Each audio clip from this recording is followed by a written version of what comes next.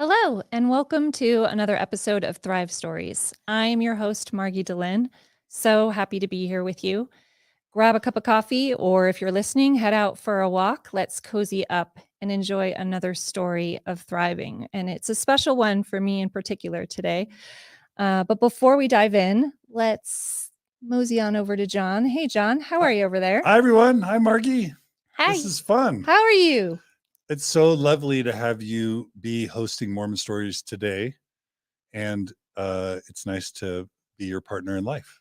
Yeah, how are you feeling about the interview today? Oh my gosh, I'm so excited because we get to interview a dear friend and someone that we love and respect and admire. Yeah, it's going to be a fun one. Yeah. It'll be like a gift from us to you because we love you. Yeah. Yeah. Yeah. But before I go in, maybe I'll say just a quick bit about Thrive Stories. Sound good? Yeah. Should I go ahead and do that? Let's do it. So Thrive Stories, the idea, it's a bit of a shorter interview. So far, more around 2 hours, I would say. And the idea is just to highlight an area after kind of a faith transition that you feel like you are thriving in. And there are lots of areas you can choose from. It can be anywhere from parenting to marriage to, what would you say? Mental health, finding community, sexuality, community, spirituality. Yeah. Lots of areas to choose from. You can nominate yourself. You can nominate someone you know. If you're interested in participating, you can click on the link at the bottom of this interview. Yes? Absolutely. Beautiful. Yeah. And then you can come on and help others learn ways to heal and grow after being in a high demand religion. Exactly. Yeah. Exactly. And you get to meet Margi and hang out with Margi. Who doesn't want to hang out with Margi? Okay, so to begin today, we're going to welcome our guest, who is someone very special to me, a kind of a soul human, one of my dearest loves, and that is Holly Ashton Wallin. Can we welcome her? Hi, I'm so excited to be here today. Thank you.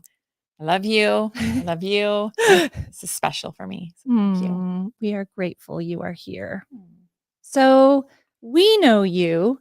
Maybe if you don't mind, is there a little way to introduce yourself? You could talk about anything really, but where you live, who you love, and what you love as just kind of a brief introduction to you. Perfect. I am actually originally from Utah, Sandy, Utah. Have been away from Utah for the past maybe 15 years, all over the West. Ended up in Sacramento. So I've been there for about 3 years, about 10 years.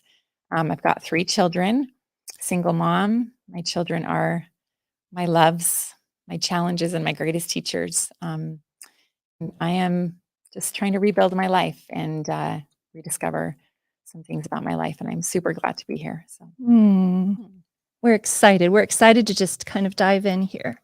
So the title of the interview is The Fire Within. And you selected, like, how would you describe the areas that you selected or area of thriving right now? Yeah, so this was a hard one for me.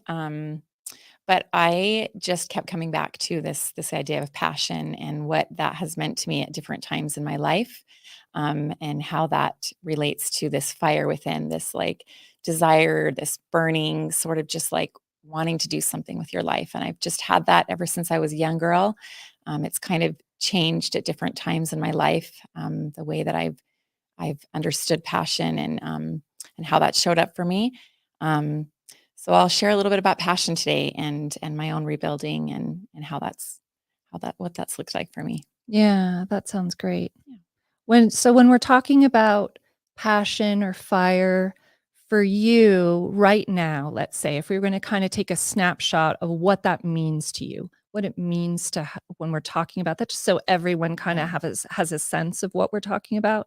What does it mean to you to have a life of passion or to have that sense of the fire within that you can feel connected to? I love that. I think it's just having like a willingness to do things beyond your comfort, to overcome fear and to work through fear and to just do things that are hard and to fight for the things you believe in, the people you believe in, the ideas you believe in, to just live with that sort of sense of like desire and passion and just like, to get out into the world and shine your light. Yes. Yeah. That makes Mm. sense. And I so feel that from you. So this is Mm. so perfect, I think. Thank So you. let's explore a little. So maybe take us, I'm gonna just love this, but if we kind of go back a little bit to Holly the girl, and we kind of think about this idea of you as a girl with in relationship to passion and to maybe having this sense of fire. Did you as a girl? And if so, like what did it look like? How did it show itself in your life? Yeah, I feel like as a young girl, I had a really simple life. I came from a loving home. My parents had kind of a special kind of love. Um, and I was the oldest of 5 kids. So we did a lot as a family. Our family was big on extended family and, loyalty to family. My parents were just really salt of the earth, great, great people. And my life was simple. I loved to write. I remember writing poetry about Jesus. I remember writing a poem about my family. I remember writing about nature. I was really passionate about that. I was like journal writing all the time. And now I look back and it was so dramatic in my journal writing, but I loved to write. I loved to dance and I didn't have fears back then. I didn't really care what people thought. I would gather my siblings together, my sisters, and we'd like choreograph a dance routine to Whitney Houston or some of those fun songs, and we'd gather the neighbors and I wasn't afraid to do that. I loved dancing and I loved life and I wanted the people I loved to love the things I loved. So What were your go-to Whitney Houston songs? I want to dance with somebody. Yeah. My all-time favorite. Yeah. Aw. That's my go-to. I liked Saving All My Love for You, but that's kind of a Ooh, slow jam. Good one. Yeah. And I Will Always Love You. I mean, that's a classic, right? Yeah. What about the greatest love of all? That's a good one. Ooh, and I like the message in that one. Yes. I believe the children are a future. Sorry. We should just Whitney reminisce. We can. Life is about 80s pop. I mean, Right? life, 80s rock and pop. I mean, what else is there? Anyway, Thank sorry, I you. just derailed. That was the most profound thing that will have been said on this podcast is that 80s music is Life. It's Is just life. it's life. easy to feel the fire within. Yes. With 80s And you pop got music. Journey going. I mean, come on. So I was a lover of all these things. I was a fighter too. I was kind of bossy. I went after what I wanted. I was not really afraid to share my ideas and to put together little routines and things with my siblings. And I babysat kids, and I was like always choreographing little routines with the kids I babysat, and then I'd have them do a performance. And I'm sure they all thought I was annoying, but it's just what I did, and I loved it. Yeah. So I was really passionate in that way.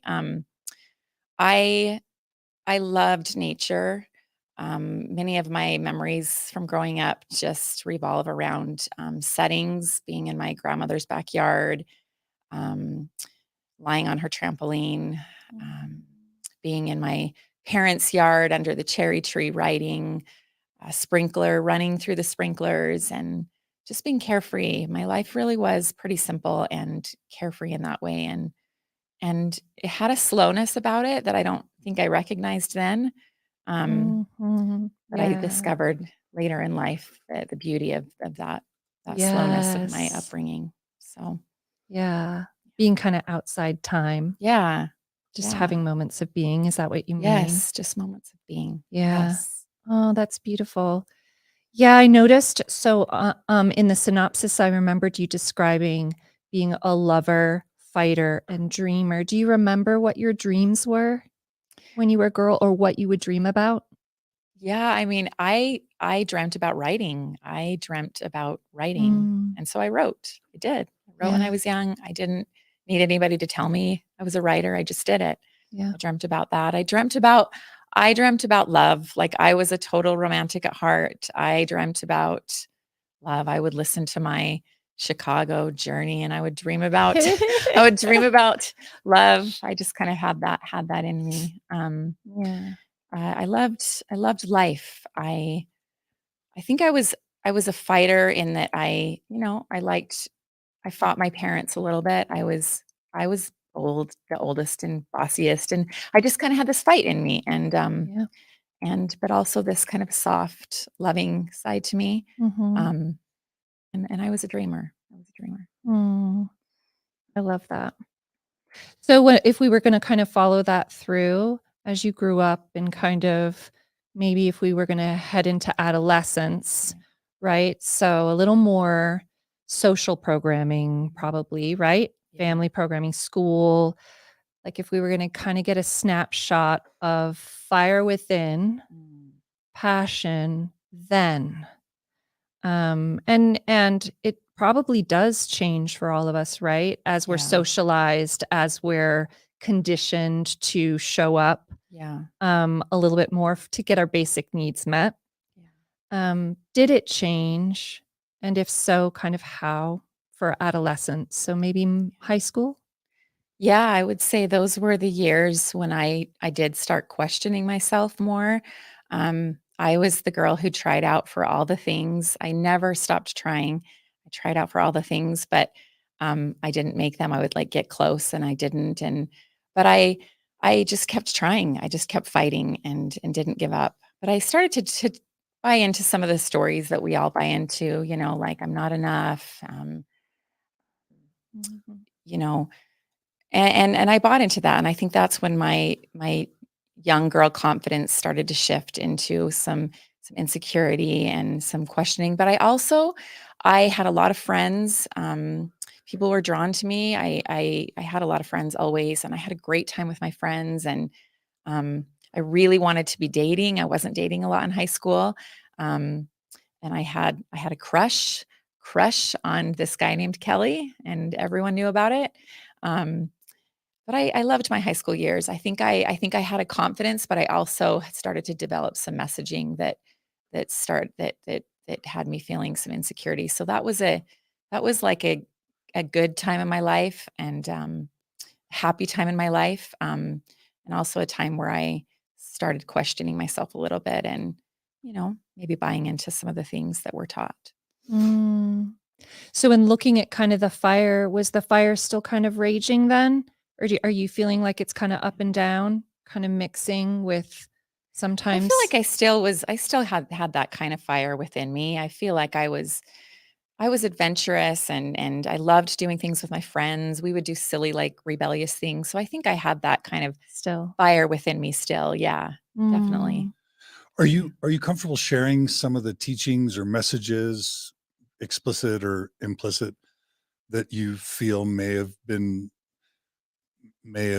started causing some of your doubt or uncertainty or Yeah. devaluing of yourself? Does anything come Like to if mind? it could have been Yes. cultural, familial, or religious. And I think it was a combination. I think all of these issues are a combination of all of those things. Yeah. They come to us through religion, they come to us through, you know, the culture, sometimes through family, sometimes we hurt each other. But I think for me, um, the one that probably stands out to me the most is just this idea of not being enough.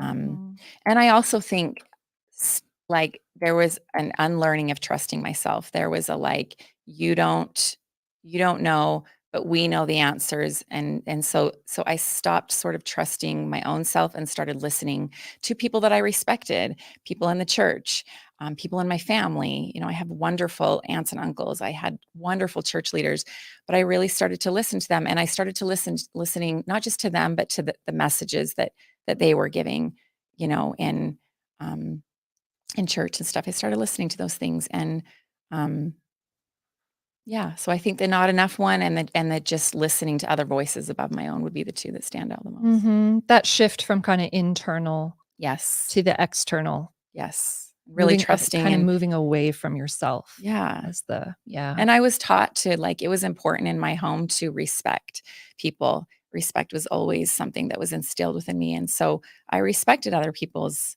opinions and ideas and Yeah. messages. Yeah, that makes sense. Are there any particular moments that stand out to you either way? It can be a burning moment, like a fire within moment that you remember as a girl or kind of growing up, or a time when you kind of remember a little more of it, a fade or an insecurity or a moment of doubting yourself. Or does anything come to mind that way that you feel like you want to share? I mean, I think it's just a compilation of ideas that come to mind. Yeah. I think just my life in general felt like I was always living kind of from a state of passion when I was young, and I always kind of felt that like burning. It wasn't something that I experienced like here and there. It was just like it was in me. It was like part of who I Mm. was. And I think as I started to get a little older, that fire just started dying a little bit. But then I took it into my mission and I just did something different with it. And so we can get there when we Yeah. get there. But Were there like inclinations you had for like education you wanted to pursue or jobs you wanted to pursue or roles that you might want to fit into that weren't normative yeah. that you had to kind of silence or beat back or not so much? In my younger years, Yeah. not so much. I mean, I was passionate about work. I loved to work and I was taught to work. And so yeah, I think working was really important to me. I kind of always knew I wanted to work. I knew I wanted to be a mom, but I like wanted to work. I loved to work. I liked the Mhm. idea of having that kind of independence. Um, and yeah, Yeah. was that kind of Yeah. answering your question? No, but yeah, I guess when you start getting and let's just I don't know if this is part of your theme and I don't want to interject it, but like there is a common theme that within a high demand religion, oftentimes the woman has a certain role and Right. there are certain expectations of a woman, ways that women are expected to present, ways that women are expected to behave, Yes. paths that women are supposed to follow, and or just ideas you have or things you want to pursue that may not fit within the box of what maybe a high demand religion is kind Yeah. of prescribing for you.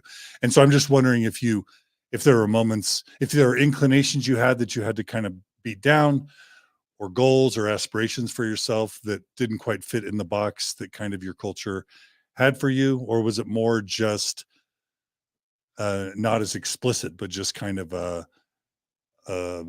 diminishment of your listening to your own voice, um, in Yeah, more of a less explicit way? because it also could have been a good fit for your personality or your Yeah. desires at the time. That is something that I think we see. Yeah.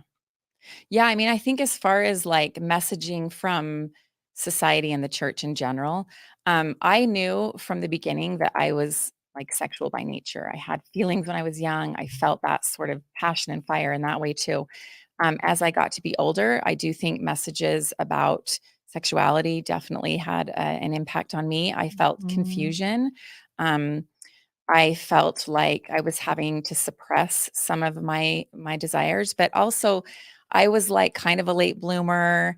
I didn't really like start dating until I was a little bit older. So, but I kind Yeah. of always had these ideas of like women's sexuality feeling confusing and me knowing that I was that by nature. I was like a sensual sexual person by nature, but then feeling like there were all these rules around that. And even though I wasn't dating yet, it felt confusing to have all this messaging and yet these internal feelings and knowing what to do with that. And I didn't really know what to do with that. Yeah.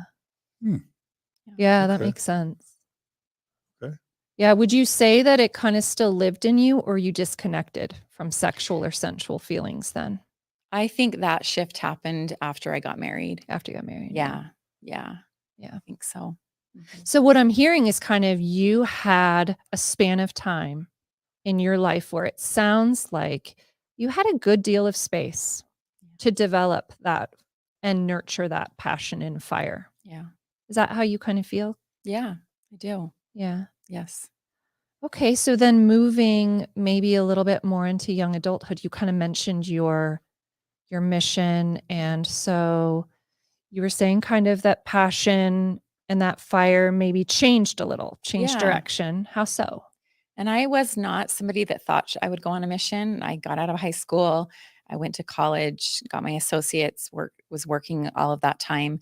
And then when I finished my associates, I just kind of had an idea. Maybe I think that was like the fire, like me wanting to do, what am I going to do next? What am I Yeah. going to do next in my life? That was kind of that fire within, is like, what are you going to do next? And I had the idea to serve a mission. I remember telling my parents, and my dad, I think, was really happy about that.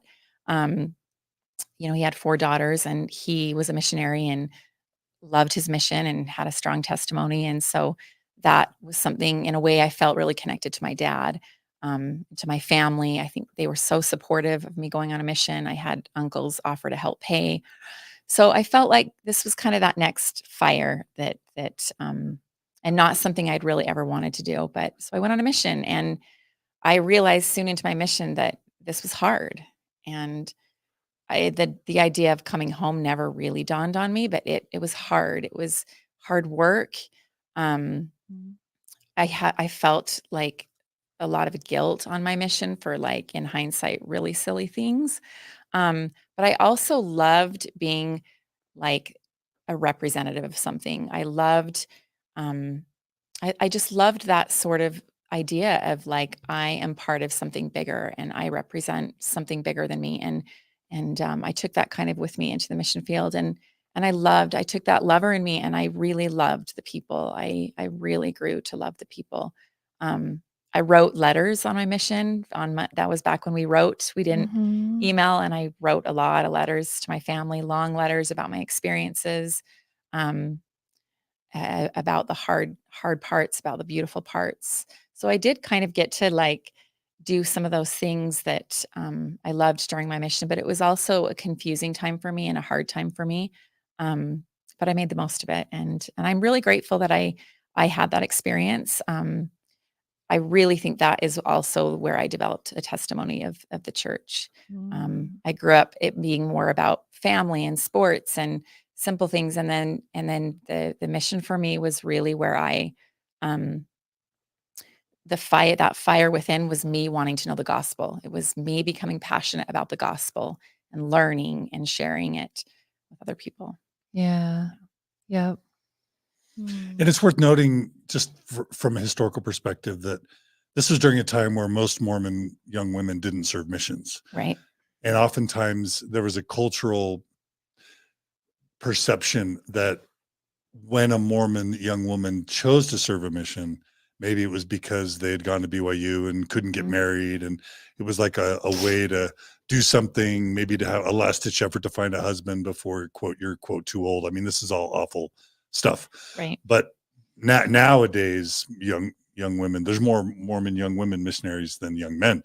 But back then, it would have been a real exception for you. It would have been a real sign of commitment and devotion to the gospel Yeah. for you to make that choice, I think. Yeah, I mean, I wasn't, like, devastated that I wasn't married at that time. My college years is when I really started dating, um, and but I wasn't, like, I wasn't, I didn't decide to go on a mission because I wasn't married. I, like, wanted to do it. I wanted to learn about the gospel. I wanted to, grow. I wanted to do something different with my life, and it just felt like the right thing to do, the next thing to do for me. Mhm. Yeah.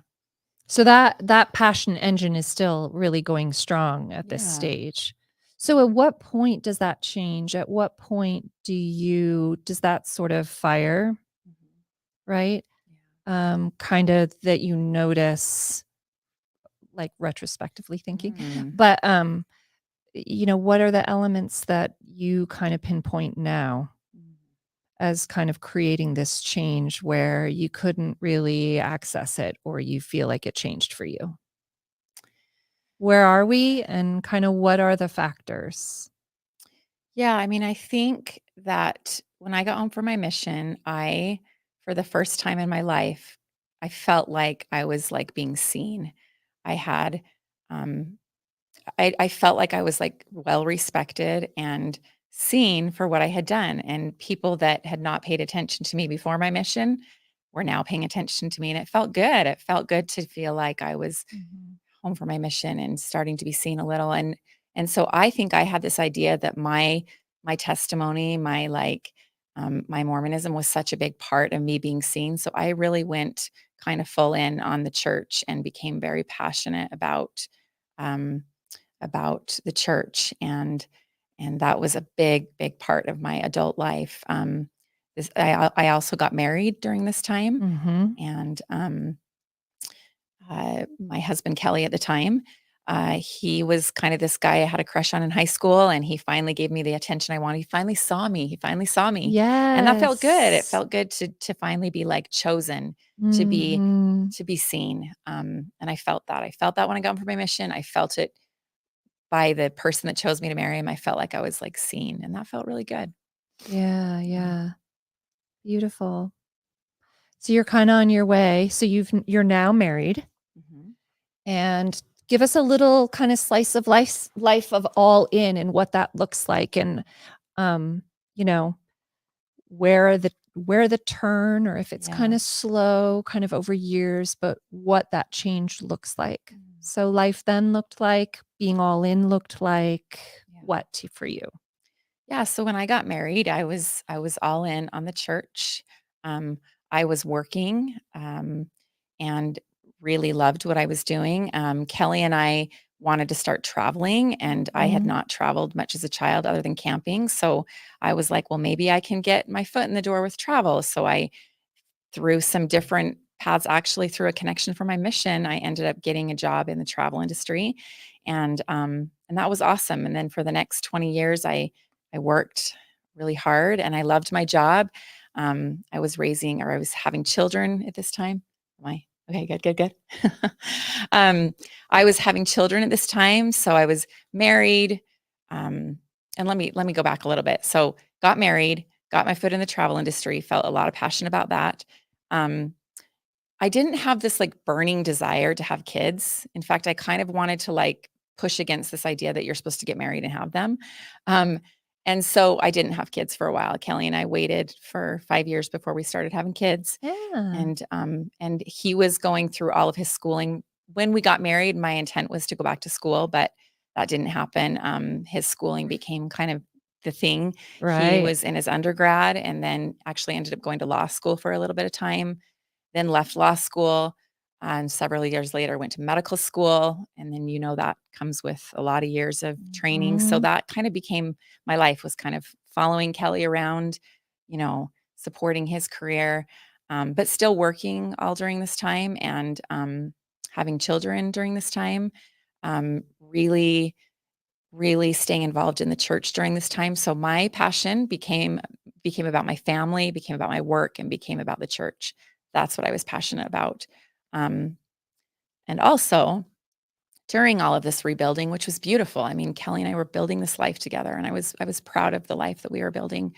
But also there was a lot of pain, and there was marriage was hard from the beginning. I think both of us came into it a little blinded. We didn't know really what compatibility was. You know, we both came into it with some messaging around sexuality that played a part in some struggles in our marriage, and we overcame a lot of things in our marriage that were really really hard. But we also were growing apart. Kelly's faith, he kind of started losing his faith when he was in medical school, um, and what on occasion come to me, and I was just so all in. I wanted my kids raised in the church. My Mhm. kids were in, I was in, so I wouldn't really hear much of what he had to say, and so I think he learned to kind of keep some things from me, and over time we drifted apart. I went all in on the church. I thought if I did it, he'd come back. And, his beliefs were shifting in another way. And we just started to slowly, slowly grow apart. And I knew Yeah. it. I knew it. I knew that we were missing some things in our marriage, that like fire. We were missing that fire. That's what we were missing. Mhm. Um, but but we loved each other, and we were working hard, um and we had three beautiful children, and there was, I'll save that story till later. Yeah. Yeah. As you're starting to grow apart, and and we see this a lot, um, and also this dynamic of you becoming more faithful because he's becoming less faithful, Mhm. and that just drives a wedge, Yeah. oftentimes. But as you're growing apart, it sounds like you said you knew this on some level, Yeah. but if you had referring to a theme earlier, Mhm. if you had learned to kind of ignore your voice, Mhm. then your voice will be saying, "Hey, things aren't totally right in your marriage." But by that point, you're not paying attention to that. And instead, Yes. you're paying attention to maybe messages the church had taught you about what's going to lead to the most successful marriage. Yes. What would you have been putting your faith in? What types of messages would you have been putting your faith in at the expense of listening to your own Yeah. voice? That's a great question. Well, that takes me to the scripture that I chose for my mission. And this scripture to me is important because it is kind of the way I lived my life from that point on. But it's the scripture from um, Proverbs: trust in the Lord with all your heart, lean not into your own understanding. That was my Mhm. mission scripture. That's what I did. I put my trust in everyone else in my life, and that voice, that internal fire, whatever you want to call it, that over time became more and more and more suppressed because I trusted. Instead of really listening to my heart, I listened to other voices. I also was a pleaser, and um I was respected for for my goodness. I was respected for the good that I did, the good part of Holly. And so, following the commandments of the church, like, helped me be that girl. And Mhm. and I liked being respected. I liked being seen. I liked being noticed. And it seemed like if I followed that plan and I did really well at it, that I would kind of be seen and recognized. And yeah.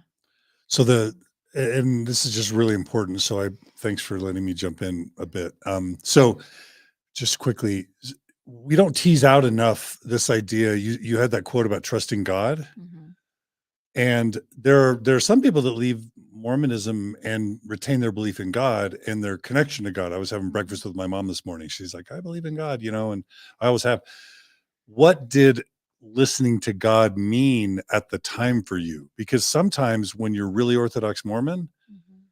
listening to God actually means not necessarily listening to God, but all the conditioning that has been associated with what God It's wants like for listening you. to your leaders, listening to what they Yes. want for you, listening to the Yes. path, the Yes. structure, and the formula, right? Yes.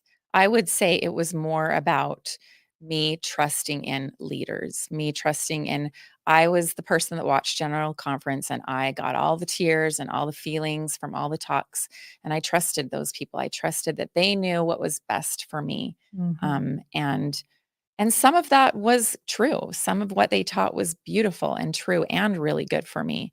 But not all of it was. We can't all follow the same script. We can't all follow the same plan. Like, what works for one does not work for all. So, um, yeah, I think for listening to God, it was to me trusting in leaders. But with that, I will say I always felt like I had there was something in my nature that felt separate from the church, that felt like my I wouldn't have called it my soul, or even like, I don't know, something in me felt very connected to this idea of God or whatever. And I always had that, like, in me. Always felt that, even though I trusted in all the leaders, I always felt there was like this conflict between this spiritual part of me and this, like, trusting in other people, Mhm. if that makes sense. Mhm. So there's Holly, there's God or the divine, and then there's church leaders. And how do you tease out those different Exactly. voices, right? Yeah, and I also was influenced by other people, so I listened to friends, and I had really great friends. I have to say I had great friends when I was young, but I was influenced by people. I was influenced by my parents, by my aunts and uncles, by my friends. So I had all these voices kind of coming at me, the leaders, the friends, you know, the the spirit, me, like, all these conflicting voices kind of going on, and it felt like a lot for my head. Yeah. Yeah. I had this thought because I'm thinking back to the girl, Holly, where you were saying you were kind of romantic and Yeah. would dream about like romantic scenarios. And now, and there's a cultural narrative around what love looks like. It's short-lived. Like if you look at movies or stories, it's kind of, it looks a certain way, basically up to the point that you're with the person. Yeah. After that, we don't really have narratives about that are kind of real and true, and that we can. So and then you kind of have the religious narrative around that, right, of what love looks like. And I feel like there's not a lot of differentiation in that narrative. It's sort of like, to me, and I'm curious if this is similar for you, but love's like being the same. It's like believing the same things, wanting the same things. Yes. Like a lot of sameness, as Yes. it's very non-threatening. Yes. So what did it feel like to have that sense all of a sudden that you and Kelly were not the same? And what did it do to your sense of your kind of marriage at that point? I love that. And what did it mean, Yeah. I love that. I think that for me, it was like, well, this is not what I signed up for. I signed up for like a priesthood leader that was going to, you know, I don't want to say carry the home, because I wasn't really big on the whole idea of like patriarchy kind of always bothered me. Like I kind of always knew that that's not how it was. And my dad was a really good example of like not being that way. So, but I think that what happened is I felt like Kelly and I should be growing together. We should be enjoying the same things. We should be if anything, like our belief system should align. Like that of all the things should Mhm. align. And when that doesn't align, and that's a huge part of who I am now, that is part of my identity, then like who are we without that, Right. And Right. we had like we loved to travel together. We had a lot of fun together. We loved to work together, but like the way that we kind of saw the world, it just was drifting, and I knew it. And that's scary. It's scary. Mhm. Was his view becoming more secular and yours becoming more pious? I Or don't think I really knew what his view was at the time. I don't. because he didn't feel comfortable Yeah. confiding in you Yeah. because you were becoming more orthodox religious, and he was afraid if he was open with you, he might be rejected. Yes, and there were a few times where he was open to me, and I remember one time him coming to me and saying, "Holly, do you really truly believe that there's a Muslim woman across the world that believes is as deeply in what she believes in as you do, and do you really think you're more right than she is?" And like I remember him saying things on occasion that would make me think, but then I would just find a way of like also the church felt super safe to me. It felt like a really safe way to Mhm. raise my kids and in this world, and I wanted to have like a guide, a map to help me do this thing. I didn't know how to do it on my own, and the church felt safe to me. And I think Kelly had a little less fear around that. I think he was like, we would be fine without it, but he also wasn't like asking me to leave. He was going and, kind of like pretending and going along with it, even though he wasn't really believing, but he was also supportive. He was supportive of the things I wanted to do and my callings. And um, so it was it Yeah. was it was kind of crazy. Yeah. And when he would ask you that question about the Muslim woman, did you respond in a shaming way? I think you were going to say I that. probably was defensive. I don't know that I was shaming. I probably and honestly, I don't remember Sure. exactly how I responded. I know that question, like, it stayed with me, like, for many years, it stayed with me. I was like, Mhm. "Yeah, like, that's pretty stupid to think that," but la, la, la, So, yeah, but and in hindsight, I feel like my heart was in the right place. I feel like I loved Kelly. I was willing to fight for our marriage. I was the fighter still. I loved the life we were building. We have 3 beautiful children. Like I um I wanted us to like come together on this. I wanted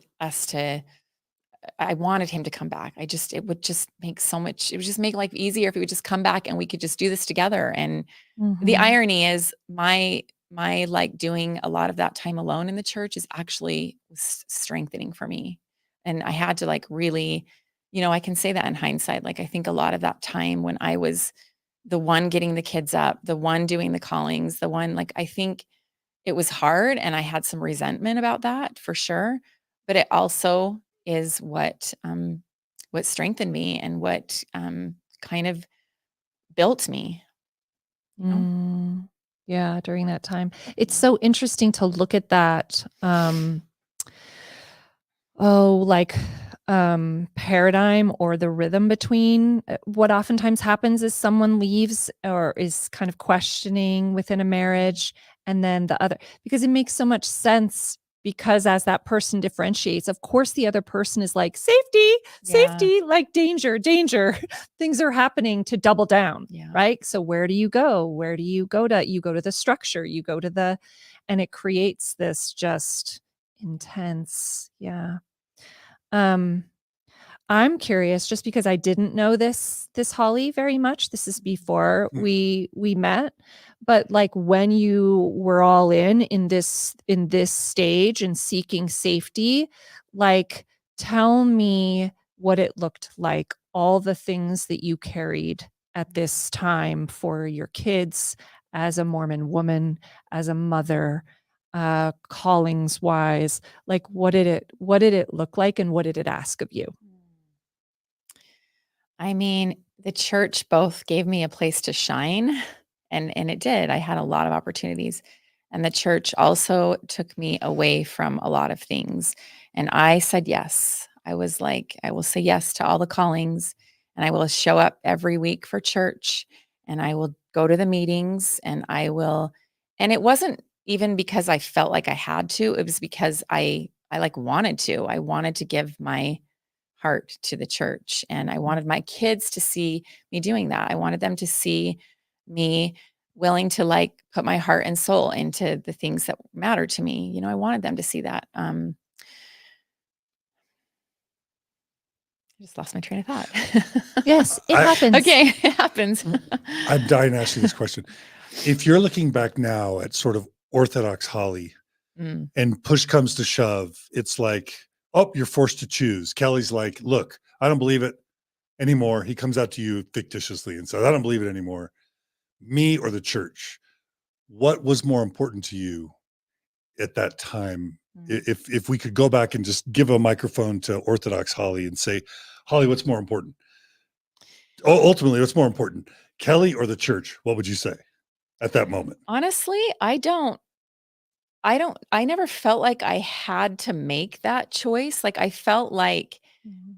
I felt like Kelly was going to support me through it. And I felt like I didn't really feel like I had to make that choice. But if I did, I mean, I probably would have chosen the church because Kelly and I were having a lot of other struggles in our marriage. We had this like beautiful part to our marriage, this like work heartedness and this funness, but we really kind of lost like our intimacy was Mhm. missing. I was suppressing, he was suppressing.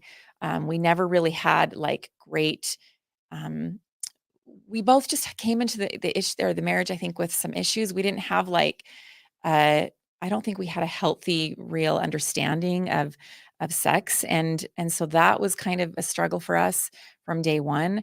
Um, and we didn't have a great emotional intimacy. Like we like had fun together and we like watched the shows together and we built a life together, but we didn't have like real talks about real things other than if it was our children. And then there was Right. that So, like, that mutual. emotional vulnerability, is that what you Yeah, it mean? was missing. It was Yeah. missing.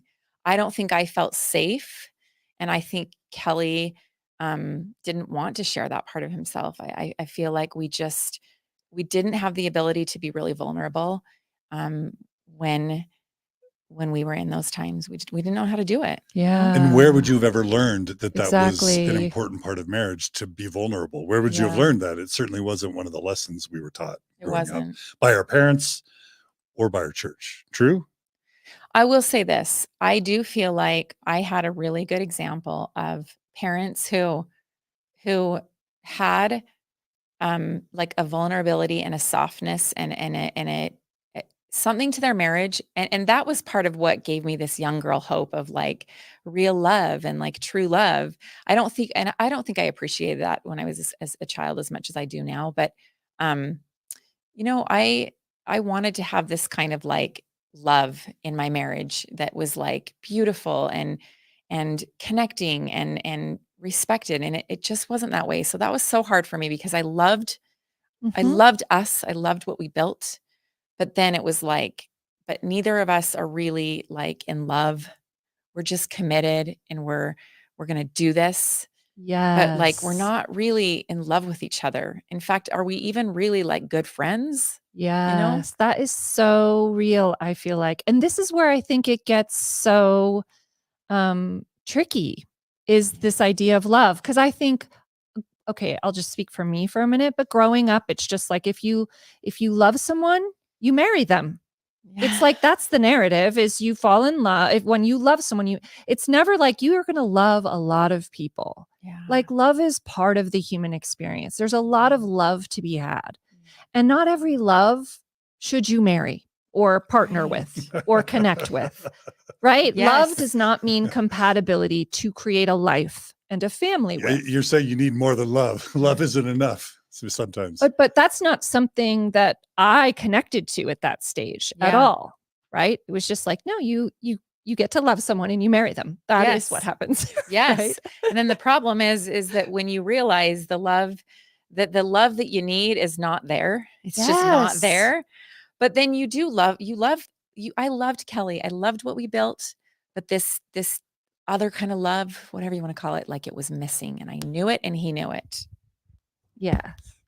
Thanks. Oh, the love was missing.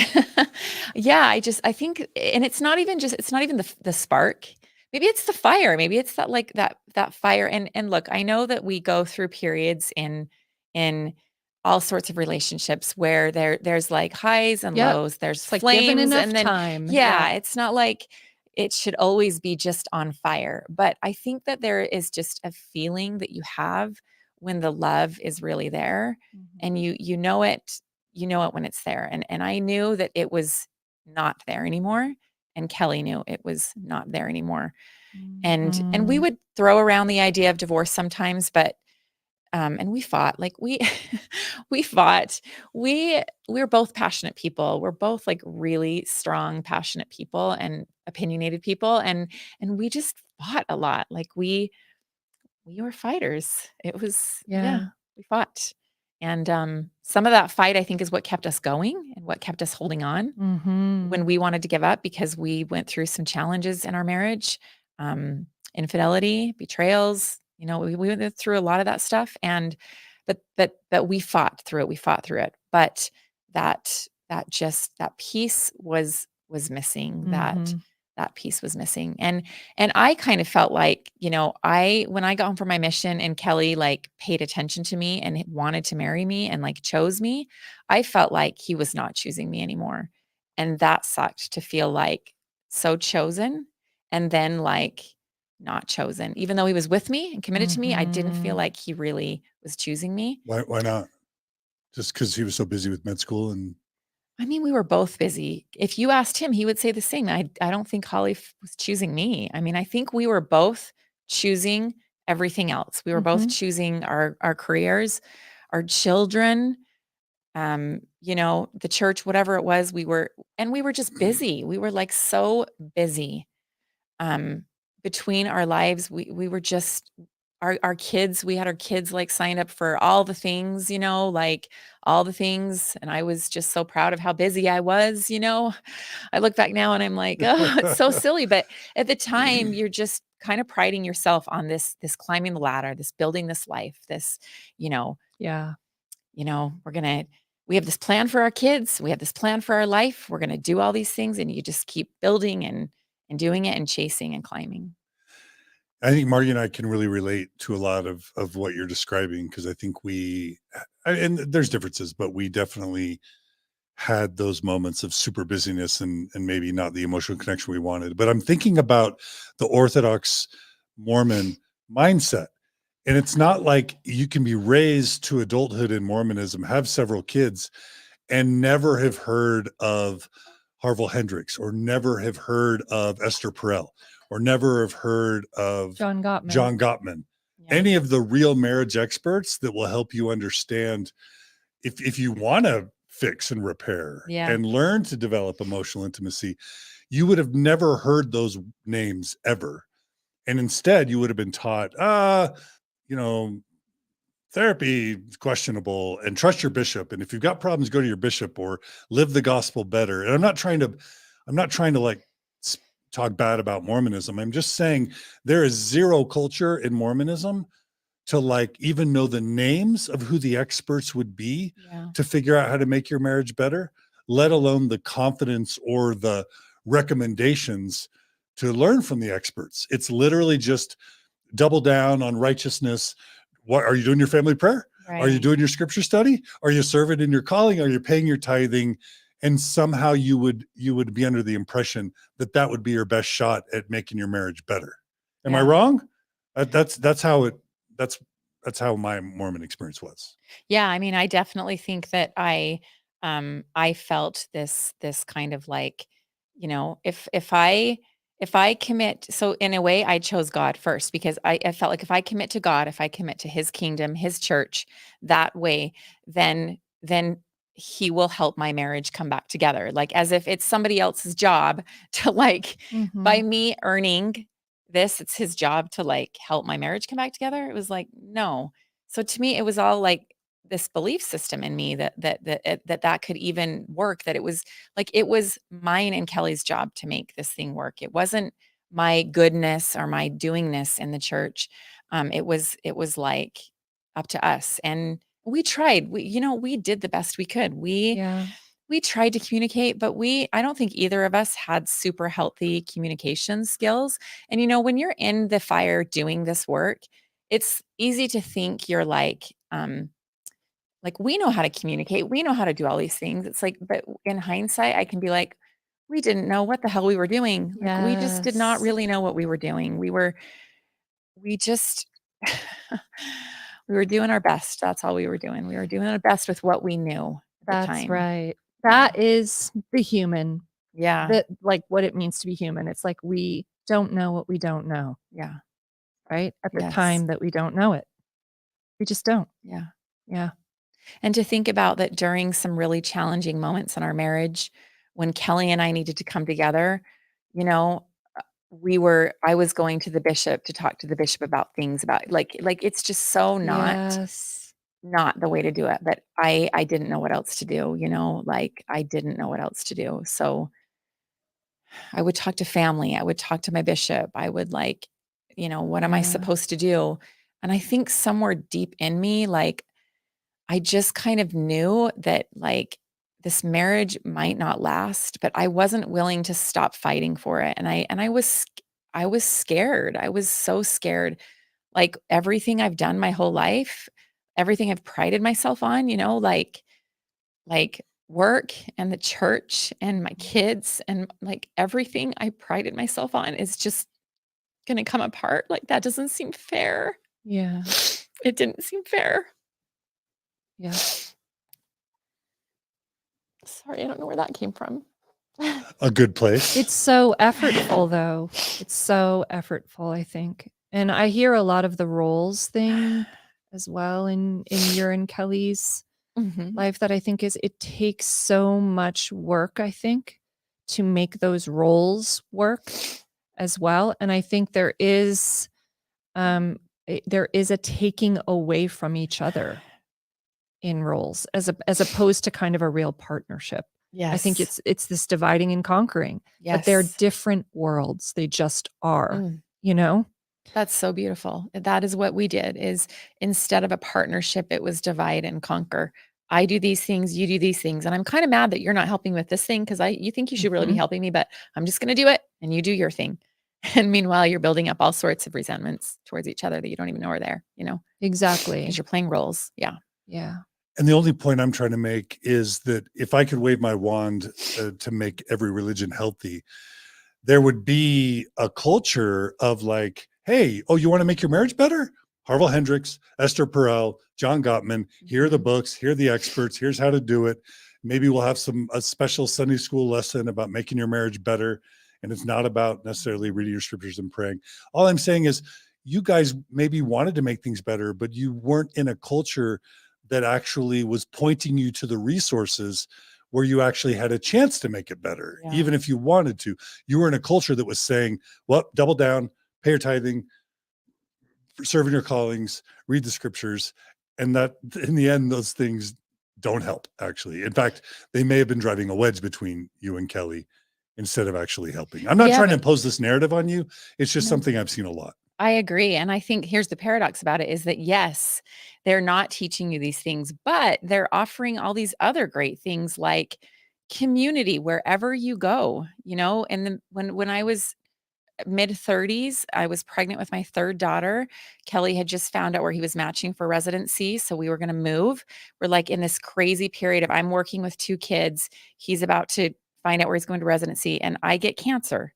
And like, I have to figure it out. And the church actually helped me so much during that time. I moved to I had my surgery, I had my baby, and then we moved to San Diego during all of this. And I immediately had like these beautiful people that came in and helped me and were a part of my recovery. And they were instant community. So it's like you have this like, It's like a trade-off, it's right? a Or- trade-off. It's like, but I Mhm. have this part of the church which is so wonderful and so beautiful. And then, but also there's this, it's this like, it's like this wedge, but also this like really beautiful thing. And it's so conflicting. It's so conflicting. So is this, so the time of year, so now I feel like we're getting into sort of when things start kind of breaking down. Is that right? So Yeah. you now have, you're diagnosed with cancer. Is this during the time also that you're feeling, this growing kind of divide in your marriage? Or is this before you've identified that? I think I felt it because, like I said, we had struggles from the beginning. Yeah. We had struggles from the beginning, but so I felt it. But this was a time where I think I was just so like life was just so busy. I don't even think we had time to think about it. It Wow, was yeah. like Okay. just so busy. Yeah. Life was just busy. And I can say in hindsight, like that time, here's the thing though, that during those times in our marriage, actually, like during the time I got cancer, Kelly and I had closeness. It was like something hard came up Yes. You and come together. we came together. So during all of the times in our marriage where things got really hard, it's also this time where we came together. It was during all the other times when we were just busy and living, doing life that we were growing apart. Okay. Got it. That's how I would. So you were diagnosed with thyroid cancer, is Uh-huh. that right? Yes. And then treated? So I was diagnosed with thyroid cancer, which is like a very curable cancer, one of the better ones to get, but it's like you don't want to hear that when you have cancer. You're like, okay, Yeah. I'm pregnant. I'm about to move away from my family again, and I've got cancer. Okay, kind of sucks. And so that happened over a period of just so much. I was diagnosed within a week. I met with doctors, had surgery, and then a couple months later, we moved to San Diego so Kelly could start residency. And then I had my baby, and then we got involved in the ward. He got involved in school. You can see, like, we're just busy again. That's We just get right. super busy again. So we have these sort of like moments that come up for us, and then we just go back to busy life. And what else Yes, do you it's like do the when you have to? default. It's the Yeah. default setting, right? So you'll have Yeah. interrupters, but then you go back to sort of, okay. And I didn't know any other way. Like, it's funny. I grew up in this kind of like simple, slower life, but like by this time, I was so ingrained in my new way of living, which was like go, go, go, do, do, do. Just keep going. Just keep going. Put one foot in front of the other and just keep going. We don't stop to really think about things. We just keep moving. Move, Yeah. Yeah. Yep. Yeah. So amidst this time, do we have a catalyst for sort of a change or a transition kind of space? Was there something that happened, or is there like a slow kind of unraveling when it comes to, we've mentioned your marriage. Yeah. We know your career kind of joins, right? And Mhm. some of these other things. How would you describe that? How things slowly start to kind Yeah. of unravel, fall apart. You find yourself kind of in this faith transition moment of suffering? Yeah. That's a great question. I think that was a very slow unraveling for me. And that started around the time I was 40, just shy of being 40. Um, I just felt like burnt out. I was so exhausted. I was like doing all the things, and I just started feeling really burnt out. My body, I mean, I was like so physically active and busy and mentally active, like, but I just was feeling this kind of like exhaustion hitting me. Um, my stomach was like constantly in pain. I was like just sick to my stomach often. Um, and and I just really started to feel like my marriage is dying. I'm starting to like question my beliefs, and it didn't really start with me having like a huge shelf breaking. It was very gradual, but I do have like moments, um just moments of when, I started recognizing this exhaustion and this busyness and this just kind of like um sort of unraveling of it all. And part of it was that I wanted to grow. I wanted to grow my horizons. I wanted to see the world outside of the church. I wanted to like, we traveled and I would see these places and these people, and I was so curious about this different way of living, but then I would come back to my comfort zone, and I started wanting to like know more about the world around me. I just became curious. I started reading things, and I was like reading the ensign, reading my scriptures, like the church just took a lot of my time. It took a lot of my time, in some ways which were beautiful, and in other ways which took my time. And I started wanting to really like grow kind of outside of that paradigm. I could feel myself wanting to grow. And then I was also scared because I loved the church. Um, so and I felt like I wanted to grow. I was growing apart from Kelly. It was just such a mix of so many complicated feelings. And I would I would read books that inspired me that were not written by church leaders. I started actually recognizing, I think this was an important point in my shifting. I started recognizing that some of my dearest friends were people that didn't believe the same way as me. And most of my life, I really associated with people who had my belief system. Um, I loved people outside of it, but I really felt like safer with people within it. And I started making friends that were like, I was having these kind of authentic connections with people that had totally different beliefs than me.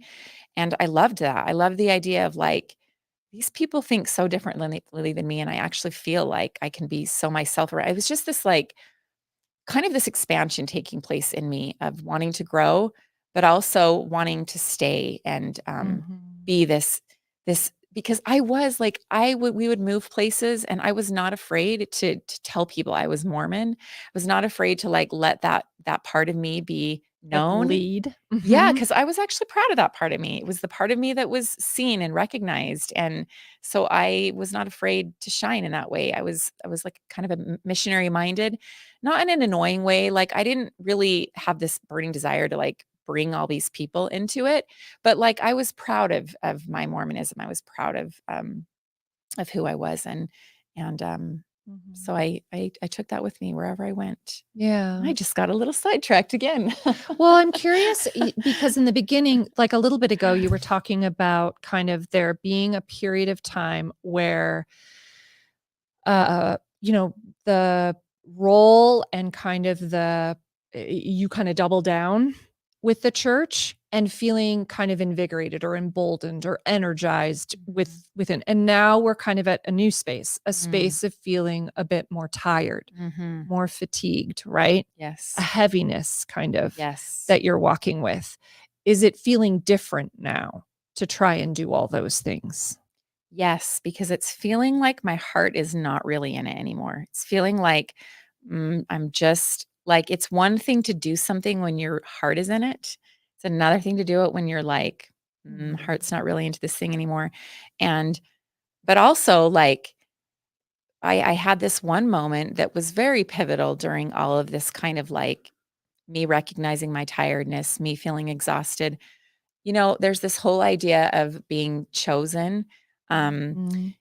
you know, I think that there was this part of me, like all of us want to be chosen, right? We all want to be seen and loved and chosen. Um, and there was part of me that loved this kind of idea that in Mormonism we were like special and chosen. Mhm. There's this part of because you want to feel that way.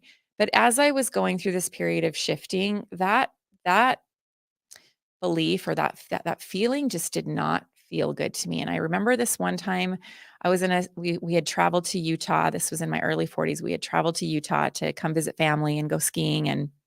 Um I went to church with my in-laws, and there was a lesson in Sunday school. And I just remember the idea that day of our chosenness being brought up and us being of this chosen, this chosen people. And I remember like I physically felt sick that day. I was like, yeah, this doesn't feel very good anymore to feel like we have something special. Even though we did, it was unique, but also this idea of specialness started to really bother me. Um, but it also made me feel it's just so weird how these things are so paradoxical. You can feel like it's so nice to feel special and chosen, but then like that doesn't feel really good. We're not any better than anyone else. Right. And my dear friends who were not in my faith were like amazing people. And I was like, Work that how am I supposed to through. work that through? Like, because I know something they don't, that makes me special. Like, that doesn't feel good to me. That didn't feel good. That was a moment. Yeah, yeah. Yeah. So, during this time, uh, is it sort of like a progression of, you've taken us through this kind of building of a life, Mhm. using all your resources and energy and having almost this momentum, right? Mm. To create this life, you and Kelly together. And now we're kind of at this part, right? Where a bit is unraveling. And do you want to take us through the unraveling? Just Yeah. sort of the steps of where we had the building of a life. Now we're going to have a bit of the falling part of a life. Yeah. Yeah. So that moment I just shared was probably the real beginning. I think there were things all throughout my life that built up to that, but that was kind of a moment for me. Um, And during this time, I also started practicing yoga, and I was drawn to yoga. I It's funny because growing up, my sister taught yoga, and I was just always kind of like, these people do yoga, these people don't. I don't do yoga. So I kind of like I wasn't really ever open to that. And I always thought it was like kind of there was some like a mystery about it, but I always was a little afraid of like that world of, you know, Mhm. mysticism and just I don't know, it just scared me a little bit. But I was kind of intrigued by it. And so finally I kind of just felt like, you know what, I'm going to try this thing called yoga that everyone's talking about.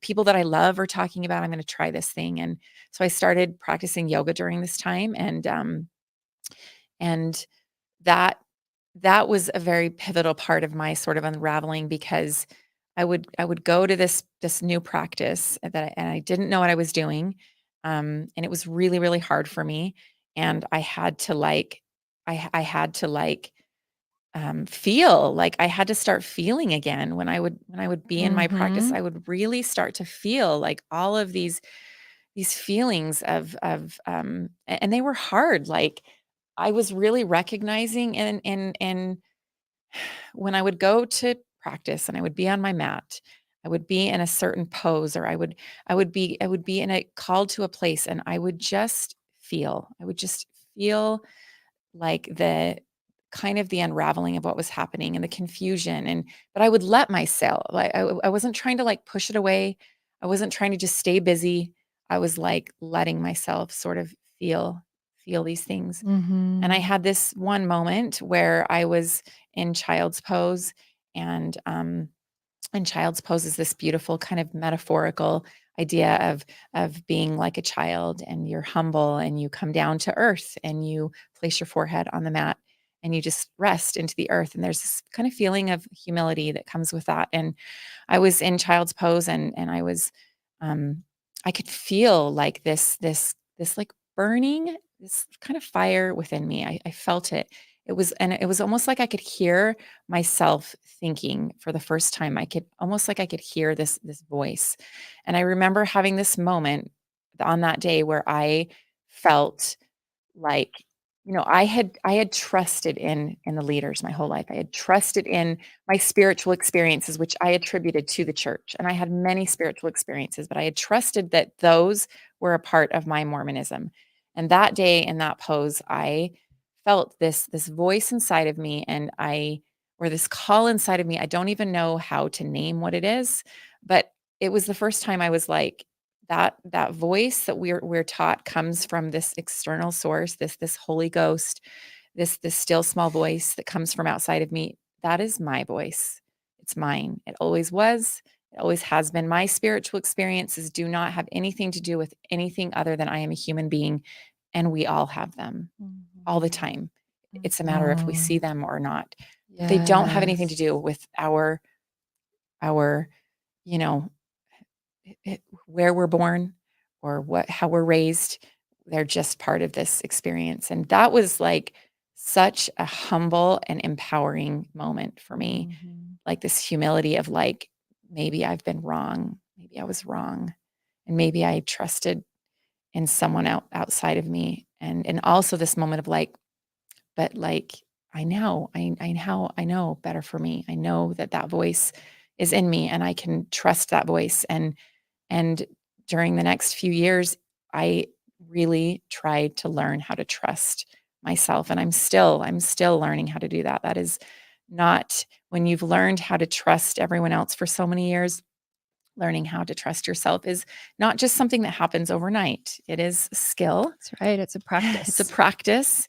And even on my way here today, I was questioning myself and struggling with like, what am I going to say? Like, I don't know. And I had to just remember, like, you got to trust yourself and just practice that skill for it to get better. Right. So during this time, I really started kind of recognizing that the voice was mine, recognizing that we all have an internal voice or call or fire or whatever within us. And it's just part of who we are. It's not given to us because we're special. It's not anybody else's to take. It's ours, and we can learn to trust it. Yes. And Yeah. so yeah, that was kind of the unraveling that took place for a few years. And finally, and during this time, I started doing my research. I thought, you know what, I need to start. If I'm questioning like my belief system, I want to know a little bit more about it. So I started questioning more. I started researching more. I started asking more questions. I started going to the bishop. I started bringing things up to Kelly. And ironically, my marriage was like falling apart. And at the same time, I could go to Kelly and we could talk about things that I was questioning that he had questioned before that we never got to talk about. And it was kind of my marriage is falling apart. Our love has died. I don't really trust this right now. Like I was hurt. I was questioning him. I was in pain. And yet like this other part of our marriage was we were kind of growing in our friendship because we could talk about hard things that we just didn't talk. We could talk about hard things, that I wasn't willing to really talk about when I was all in. So the church, or my belief system started unraveling, and my marriage was unraveling. And What about the career aspect? Had that come in yet, or was that later? Yeah, so I was questioning my career at this point. I had been in corporate travel for 20 years and I was questioning. I really loved my job. Like I was with an amazing company who took good care of me and I loved working for them. I like loved my job. I loved that I could work from home. They trusted me to do that.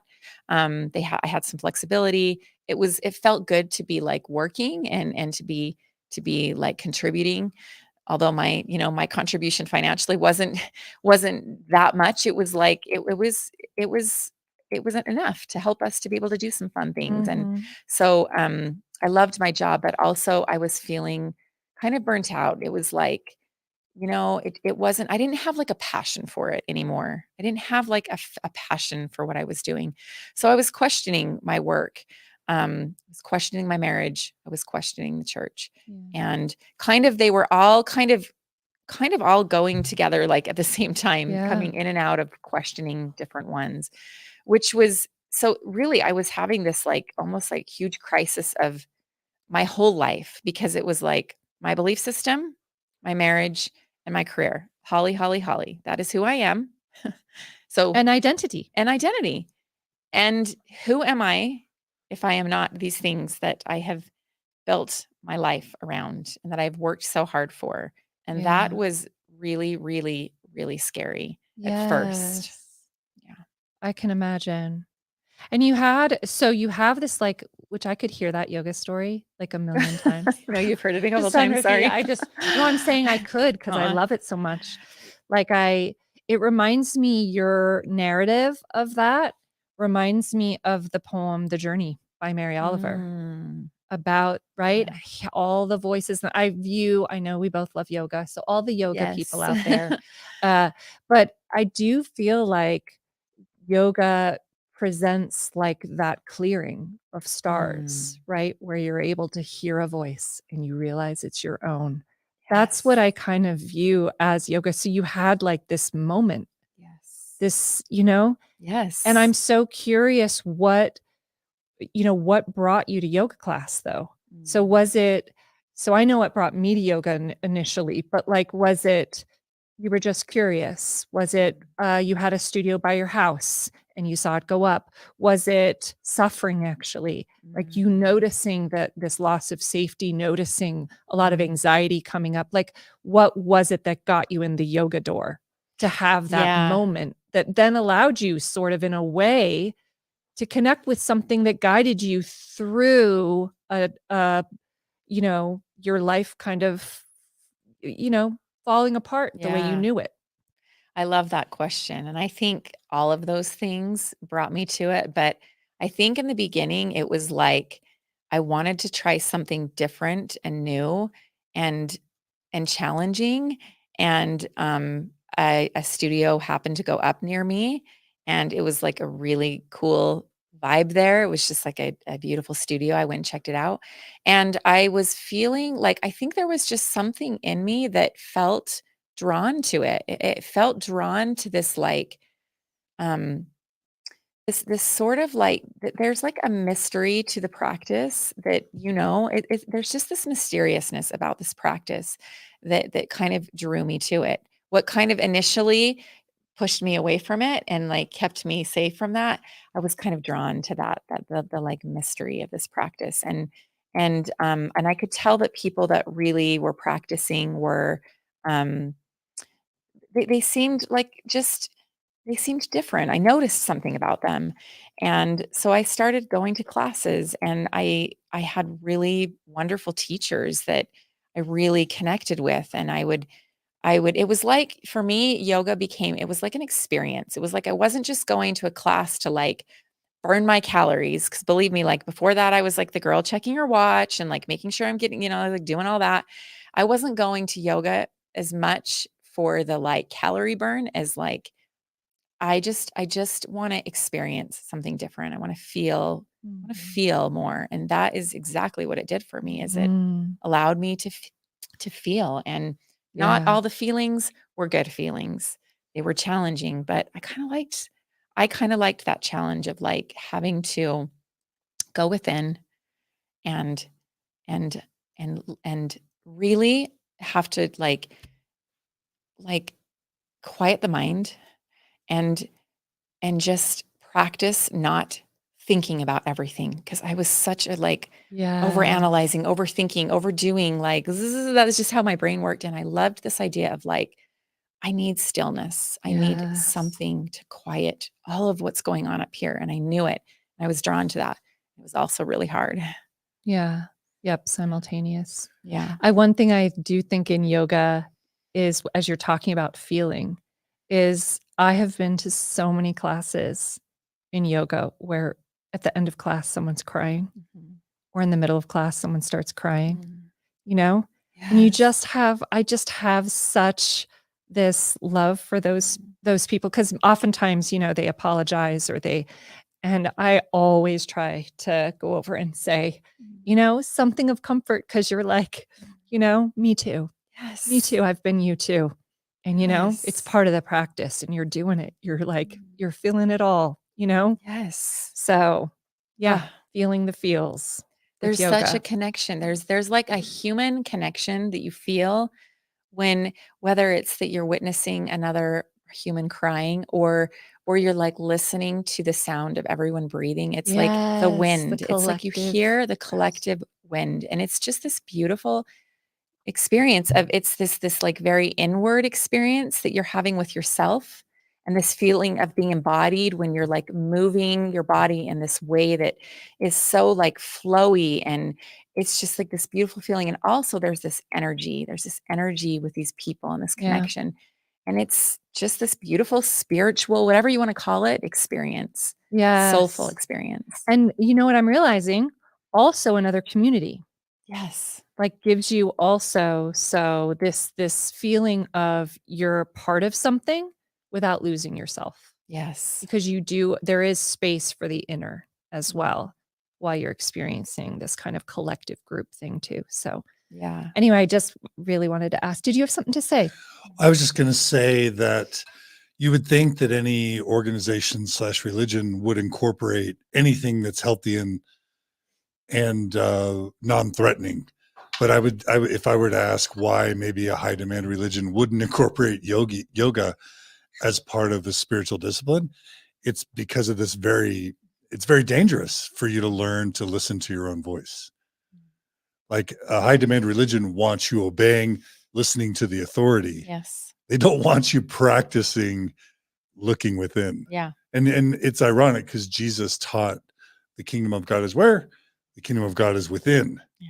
Right. And that's what yoga for so many people does. Yeah. It directs you within.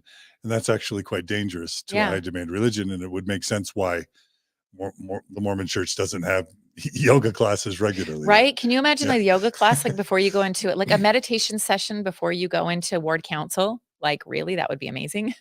But yeah, I mean, I think that, Or if the temple, yeah, instead of the temple being watch a movie over and over and over again, right. where you're told this is what you should believe and this is the narrative and this, Yeah. what if you just go to the temple and for an hour you meditate? Yeah. That would be disastrous. Well, and I think a lot of Right. that is because there's a hierarchy that comes with religion and systems. There's a hierarchy. Yoga is about your experience. It's about, you are the author of your practice. You are the author of your life. It is you. And religion is very different from it being you. It's not that way. So Yeah, and there is, I mean, to be clear, there's guruism within yoga too. Oh yeah. yes. Like Bikram, so these things follow us Yeah. where we go. It is Yeah. true. Yes. So I just want Cults. to, There's cults. Yes. Like the Exactly. Bikram. Check out Bikram. Just Google Bikram. yes. So we can acknowledge that upfront paradox, right? Yes. But so we're kind of in that part of your story where things are slowly kind of breaking down a little bit. I wanted to touch on loss. Your experience with loss and coping with loss as you're experiencing kind of this change in your life where the things that you've put tremendous amounts of love, energy, and care are falling apart, and what that felt like for you and how did you cope with that? I felt really lonely, and I felt like I was going crazy. I felt like I was going crazy. I was like questioning all of these beautiful things. Um, and and I would bring these things up to people who loved me and wanted to support me, but there was just a part of me that felt like I was just going crazy. Like, why would I question all of these things that I have like centered my life and my heart and my time and my energy around? And like, is something wrong with me? I'm like feeling so torn and so pulled into different directions. And I really wanted to stay in the church and to find a way to do it. And when I knew I couldn't, like when I knew I had to, that was the first thing I let go. When I knew I had to let that go and walk away, it felt, I felt both like crushed by that choice. I knew I would hurt people by that choice, and I cared about what people thought of me. I cared about not hurting my family, cared about not hurting people in the church, but I knew that like I could not do that anymore. Mhm. I My mom had a scripture hanging on our wall when I was a child. I saw it every day when I walked in and out of the door. It was a little cross stitch scripture, and it said, um, "My greatest joy is to know that my children walk in truth." And I tried so hard to like walk in truth my whole life. I tried to do the church thing. That was the truth to me. I tried to walk in truth. And when I knew I needed to leave the church, like I knew that no matter what anyone else thought, no matter if I even was like right or wrong about doing this, Mhm. like I needed to do what felt like the thing for me to do. And that thing was for me to leave the church and to and to just grow in a new way. And but it was scary because I had these children who were in the church and who loved the church and who were doing all the things. And I was so terrified that I was going to hurt them or, you know, like the church was good for them in many ways. So it was just this like the hardest thing for me during all this loss was just this conflict of like having this inner knowing about what I needed to do, but then feeling like I am so crazy for doing this. Like, why would I do this? It was just so conflicting. And so I questioned myself a lot, and I felt like I was losing myself. I felt like I was losing just like all of the parts of me that I worked so hard for. Like just this Mhm. idea of like losing Yeah. everything I believed in about myself was like so hard. I was like, like what? Who am I gonna be? Like, what am I gonna do? Like, I don't know how Yes. to do a life on my own. I don't know how to do a life without religion. Like, how am I going to do this? And so I felt really lonely. I felt so lonely. I would just sit in my bedroom and I would just like cry. I would just like I don't know how to do this. I wasn't like really excited about losing these things. I wasn't just like, get me out of here. I want Yeah. to go and do what I want. I was just like, Yeah. I don't know how to do this without a guide and a plan and a committed relationship and like I just didn't know how to do it. So I was really, really, really scared, and loneliness showed up for me a lot. Fear showed up for me, um, but that like that fire, that voice, that whatever it was within me was always a little bit more strong. It was like a little bit more strong, and um, and eventually I ended up, losing losing the church. And then shortly after that, Kelly and I made the choice to separate. And the challenge is we were married 20 years, and on our 20-year anniversary, we went to dinner, and it was the first time I tried wine. I got a glass of wine. We were on at dinner, and I knew that night our marriage was over. I knew it. I just knew it was Mhm. over. And I was like, this is so confusing. Like it's over, but like here we are sort of celebrating this Mhm. this Milestone, kind of? milestone. Mhm. Yes.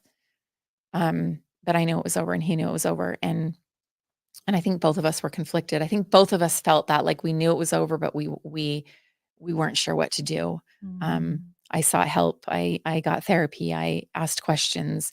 But we decided to separate, and that was challenging. I was now living, in a home with 3 children alone, and I was trying to, work, um and it was hard. It was like we knew it was what needed to be done, but it was really, really hard to finally let that go and to just say, we need to move in a different direction, and we need to go find ourselves, and we need to Yeah. really ask the question, are we really good for each other at this point? Like, are we really good Mhm. for each other? And I think we just were not anymore. I just don't think that we were. I don't even know if we ever were, but I'm also so proud of our lives together and what we did. Yes, and So celebrating that. that's Yep. what's so hard about these things, that there's no like easy, clear answer sometimes. It's like either way you go, there are consequences to choices. And so what do you do Mhm. in these hard moments of like staying or going? What do you do? And Right. I don't even know if we ever have like if we ever know for sure, but I think that there's like that something in us that knows what we need to do. If we're willing to listen, if we're willing to like do the hard Mhm. job of like turning off all the outside voices and asking the hard questions, then I think we know. Um, Mhm. so Kelly and I separated, and then shortly after that, one thing led to the next. COVID came up, and my job in the travel industry was all of a sudden like super there was not as much job security in my job, and we were feeling that industry was impacted right away. We felt the effects from it. So that was really scary. Um, but ultimately, I stayed on for a little while with my job and ultimately um, left that job. In a way, the job just changed. We were all kind of placed on furlough at work, and then we were brought back. But the work had changed, and it was very different. And I knew that I couldn't keep doing that in that space and raising my kids on my own, essentially. And I just couldn't keep doing it all. I was like, I can't keep being the Holly that just keeps doing all the things because I'm getting sick. I'm like getting sick when I just keep saying yes and I keep doing the safe thing. And Yeah. so um, Yeah. that felt like a big loss, though, and it felt scary. It felt really scary because I Yeah. prided myself in my, you know, mom working in my ability to like be a mom and work. I also really struggled a lot in that space. It was a lot of pressure to like try to do the work thing with kids and try Yeah. to hold together a family and a calling and hobbies and community and like Yeah. purpose, like holding that all together just felt like so much. So Yeah. I really started during this time just and it's ironic that kind of the the last of my like the losing the big things sort of happened for me at the beginning of COVID, because I think that that was such a time for all of us to recognize that like something like we need to slow down. Like we cannot keep living in this way that we are all living. Mhm. It is like the earth itself cannot do this. Like people are sick, people are dying. Like there was like a deeper message within that Moment. moment Mhm. that like we all started kind of questioning our way of living and going about life. And So you had this kind of larger thing going on, this macro thing going on yeah, at the same time that it's happening in your personal life too, yes, in all these ways. Because you have now your faith, you have yeah, your marriage, you have your career, and it's kind of all compounded and affecting your health as hmm well, right? hmm Which is a loss too, yeah, it right? is, And then amidst sort of this kind of COVID framing. yeah, Yeah, that's a lot. So you kind of talked about the suffering kind of showing up around crying, right? hmm And also therapy. Are hmm there other things that either coping, like were you still doing yoga, things hmm that emerged during that time as you were trying to process and manage suffering? yeah. I mean, that's when I started walking a lot. I would go on really long walks and I just began like noticing things that I was too busy to pay attention to. I started to feel like the like young girl Holly, the Holly that like noticed the horses in the field or the color of the grass or whatever, the sunlight. I started noticing that again. I started paying attention to nature Mm. and to my own internal thoughts. And so walking was like really, really therapeutic for me. Um, I was reading a lot of books. Eckhart Tolle is a favorite. His book, A New Earth, was probably the most pivotal of many of the books I read. Um, I love so many of Brene Brown's works, poetry. Reading was really kind of a way to sort of help me deal with the suffering, like to help me realize that the books I was reading helped me realize that this suffering was like part of the journey, and it wasn't like a bad thing to be suffering. It was part of Right. what this life is all about. And so there was kind of this like beauty and pain to my suffering during that time. There was Mhm. this pain of like losing so much, but this beauty of like, but this is part of like rebuilding a life. This is part of finding yourself. This is part of like developing empathy for humanity. When we suffer, we develop empathy for humanity. When we go through hard things, we cannot help but like feel and and stop judging as much. And so there was kind of this beautiful suffering that was taking place in me, kind of this like metamorphosis of this loss, but this like growth, and it was all kind of happening together. And I started writing again, and I was just too busy to write for so many years, and I started writing again. I started writing down thoughts.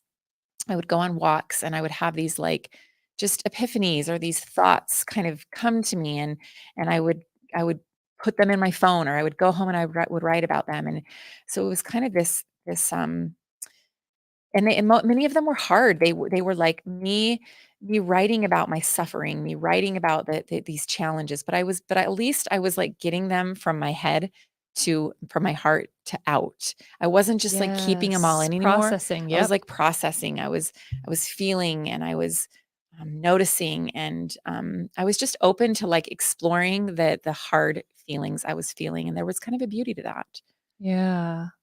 I love that. And I do feel like I love so much of what you touched on. This idea too of like a simultaneous loss, that in life, I feel like there's oftentimes simultaneous death Mhm, and birth. mhm, So the moment you're losing things, also you're noticing things are being born. And I see that in a lot of what you're saying, because mhm, it brings you back to writing.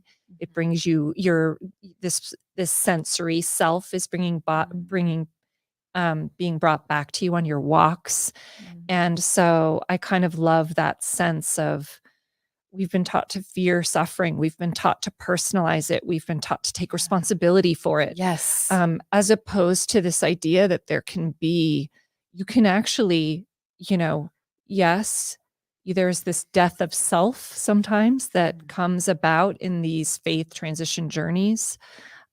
You can lose, relationships and this sense of an identity and your place in the world. So there is this death of self, but there's also a reemerging, mm, there's that. yes. And we don't hear enough about that. Mm-mm. We don't hear, and this is not to say go seek yourself some serious suffering. Like for most of us, we don't have to, right? It's just kind of Right. part of but I think that willingness and surrendering Yes. and curiosity and willingness Mm. to like hold the suffering though, That there's was just such beauty in that. And I'm just seeing it all over what you're describing. You got back pieces of you. yes, and I loved what you said about that. Was just such a, like, a moment for me, just of what you just said was so beautiful. But there was this, you talked about, instead of feeling like we need to take responsibility for these things, it's just this, like, surrendering, this, like, it is what it is. It's part of life, and it's okay. It's okay. Yes. I think when we push this idea of suffering, this, like, we push it away from us, like, we don't just let it in to be what it is, and it's really not, doesn't need to be so horrible. There can actually be some growth in it when we let it touch us, and I do also think sometimes we can stay in suffering too long. I've done that. It's like why we listen to sad songs, right? Or why we there's like this kind of beauty to sadness, and like feeling into some of these feelings. There's sort of this beauty in it, but sometimes we can get a little stuck in that, and think we need to suffer more than we need to. But I think it is part of this journey. It's part of just being a human and really feeling like we're part of each other. We're part of something bigger. We all suffer. Yes. We all feel. Yes. We might have a really different experience in life, but we all have these same feelings. Mhm. And there's a connection to that. Yeah, absolutely. Yeah, I see what you're saying with when we are maybe perpetuating Mhm. suffering because of a belief we have about ourselves, or we feel like we need to be punished, right? That's different than kind of this sense of accepting the suffering that, makes us human, makes us actually alive, right? That those are very, very different things. And as you're talking, it so reminds me in my like meditation practice, because I think this is new for us, this sense of feeling and feeling really powerful emotions, around grief and loss. And many of us are not really, it's new terrain, maybe I'll say. And I just remember in those moments, one of the phrases that feeling, and I'm curious if you have some like this, but I just remember feeling this phrase where you say, "This is what it feels like to be me right now. This is what it feels like to be me right now," as this way of just holding it all and like letting it be, as opposed to like fighting it or wanting things to be different. Yeah. I love that so much. Do you have something like that that helps you just sort of lean into uncomfortable feelings, things you say to yourself? And this still shows up for me often, where it showed up for me a lot when I was making choices to leave things, end things, change things. And it still shows up for me where I this like fear can kind of overtake me sometimes, and I start to feel like a lot of fear. And sometimes if I'll just like sit down and I just like be where I am in that moment, and I'm like, everything is okay. You have always been okay. You will always be okay. So for me, it's just this simple, like, you're okay. Yes. You've always been, and you always will be. That is very a comforting feeling to me that shows up for me often. I love that. Yeah. And then the next day I'm like, I'm so scared. Like, I know. It's like, that was a really nice moment. Yeah. Okay. But 10 minutes later, the kids come home from school and it gets chaos. And you're like, that is real life. That is real that life. is real right life. There. Before we zen ourselves out too much. Yeah. So I feel like we're kind of at the rebuilding. How about you? Is there anything else you feel like we've missed up to kind of this point that you want to include? I think we've done a good job. I think if there's anything else that maybe I would share, just because I haven't talked a lot about my mothering, was my worries during this time around how my choices would hurt and affect my kids. And I spent a lot of time like worried about that. And truthfully, like, my girls saw me in my worst of times. I mean, I was going through all the feelings. I was sad, I was angry, I was confused, I was all the things. And they saw me through so much. And I worried about, how that would affect them, how my choices would affect them. And and I still worry sometimes, like, would it have been better for my kids to have this? Like, we all question certain things. But my job as a parent has become more challenging because I feel like now I don't have I don't have as much of a roadmap to follow. I don't have this like guide, this like plan to raise my kids a certain way, and that can feel really scary. But also what I've realized is that my kids cannot all be raised the same way. Like, my kids are so different, and one roadmap for all of them is not going to work. So I've just had to kind of like lean into parenting a little bit more, and also let go of control. I think I spent many years like wanting to, and you don't know you don't know you're doing it when you're doing it, right? Like, I didn't think I was controlling, but like in hindsight, I was kind of controlling. So learning how to reparent through all of this, I felt like a loss of parenting, of like my parenting skills were like that is gone. real. And now I was left to like do this thing on my own with teenage girls, who were all just like me when they were young, so confident and sure of themselves. And then as they get into be the ages they are now, they start questioning and they start wondering and they start being curious. And that, as a parent without like a roadmap, is feels like a loss and feels scary. Yes. Yeah. So another another kind of tower that kind of went Yes. down and another loss. It Yeah. sounds like.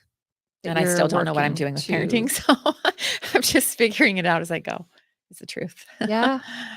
That's kind of how it's done. I Yeah. kind of feel like we're all in process, right? Right. So, yeah, our kids witness us in process, and it can feel really vulnerable Yeah. to be human in front of them. One thing I just always try to remind myself is they're in process too. Yes. And if we hide that, or if we're too perfectionistic, Yeah. like, how do they relate? How do they know how to grieve? It's like, I never saw my mom grieve. Right. Right? Or I never Yes. saw how do I work through hard things? Well, now, by showing those things, you normalize it.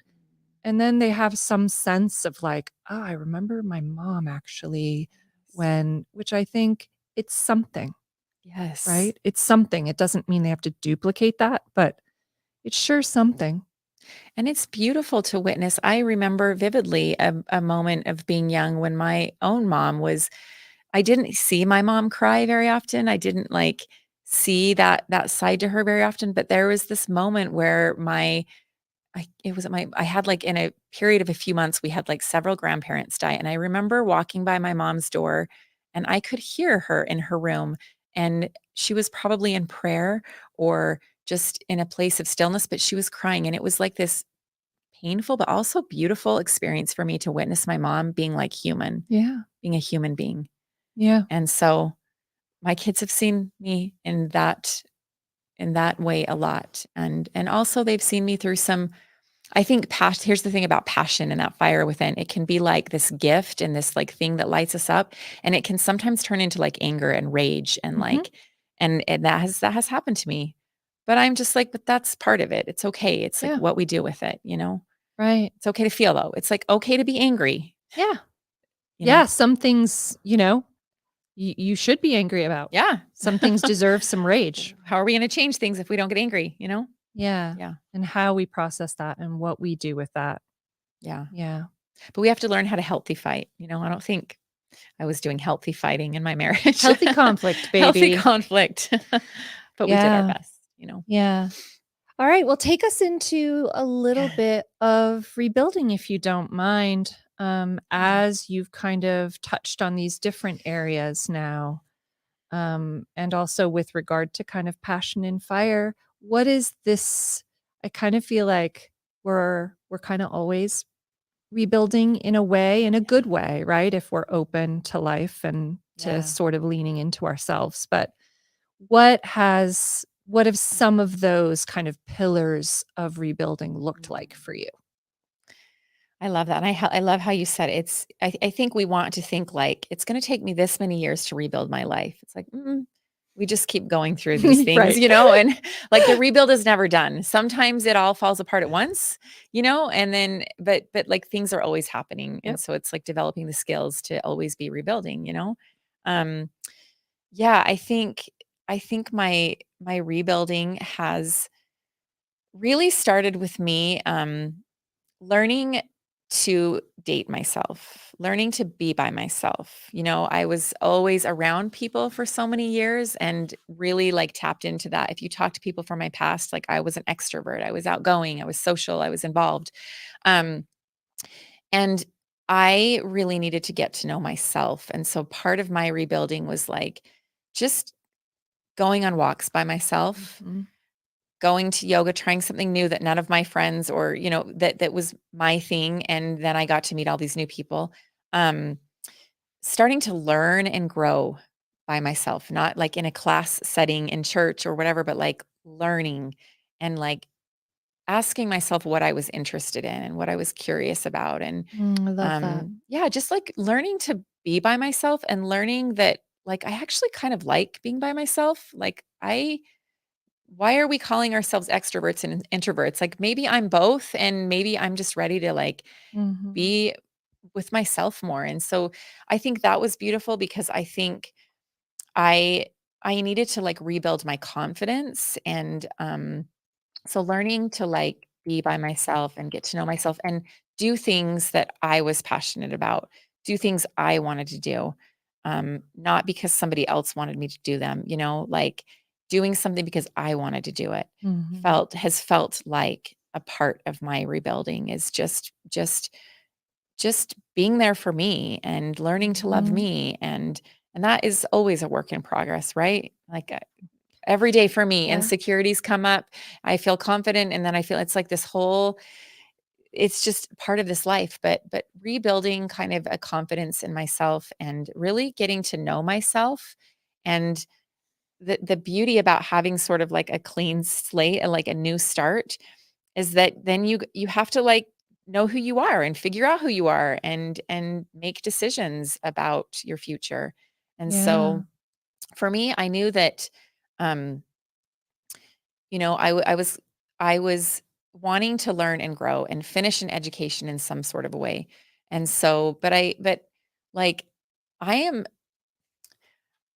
I am a different kind of learner.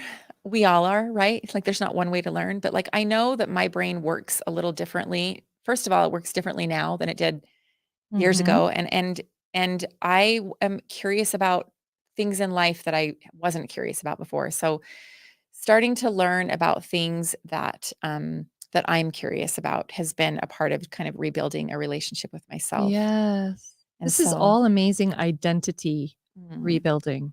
yeah. Like the questions and you leaning into exploration and curious. And it reminds me of that chosen thing, except Mm, now you're not dependent on someone else choosing you, you're yes. choosing you. Yes. That's it. And I think for so much of my life, I wanted to be, whether it was like the romantic young girl that wanted like the boy to come carry her away, or like someone to see me dancing and think I was a good dancer, like whatever it was that how, in whatever way I wanted to be seen, it was like, no, now I just wanna, like, I wanna choose me. I Yeah, wanna, like, choose me and learn to love me, and, like, I am the only person that will be with me the rest of my life. When all is exactly. said and done, I don't know who I will be with, but I will always be with me. So, like, I wanna like me, and I wanna love me, and so that's been a big part of my rebuilding. It's just rebuilding, like, a relationship with myself, and realizing that, like, I am a passionate woman, and I have that fire within, and it's okay to just like choose me and let myself shine and let myself, take up a little bit of space in this world. Mm. That's okay to do that. And in fact, it's good, because when we do that, when we choose us, then we teach our children that they can choose them first and that they can love who they are. I hope that's what it's doing, you know? I hope that by choosing us, we give our children some sort of a roadmap, because we're not giving them the one we had. We're giving them something different, and Mhm. they can take and do what they want with it. Yeah, it's And kinda like twofold, right? By choosing us, we get to live the life and beauty we choose, yeah. which we deserve, just Yes. straight up, right? Yeah. And then, yeah, the second is sort of like that hopefully our children get to see us living a life that we feel, for and love. Yeah. And I don't think children want parents doing the right thing, being miserable. Right? So true. Or living up to expectations, but having no joy Yes. and no connection. I Yes. don't think children thrive No. in scenarios like that. Married, not married, partnered, not part you know what I Yeah. mean? Yes. So you are it sounds like so we've talked a little bit about identity and you rebuilding a relationship with yourself. How about do you want to touch on kind of the career or learning aspect, what you've been Yeah. doing or Sure. okay.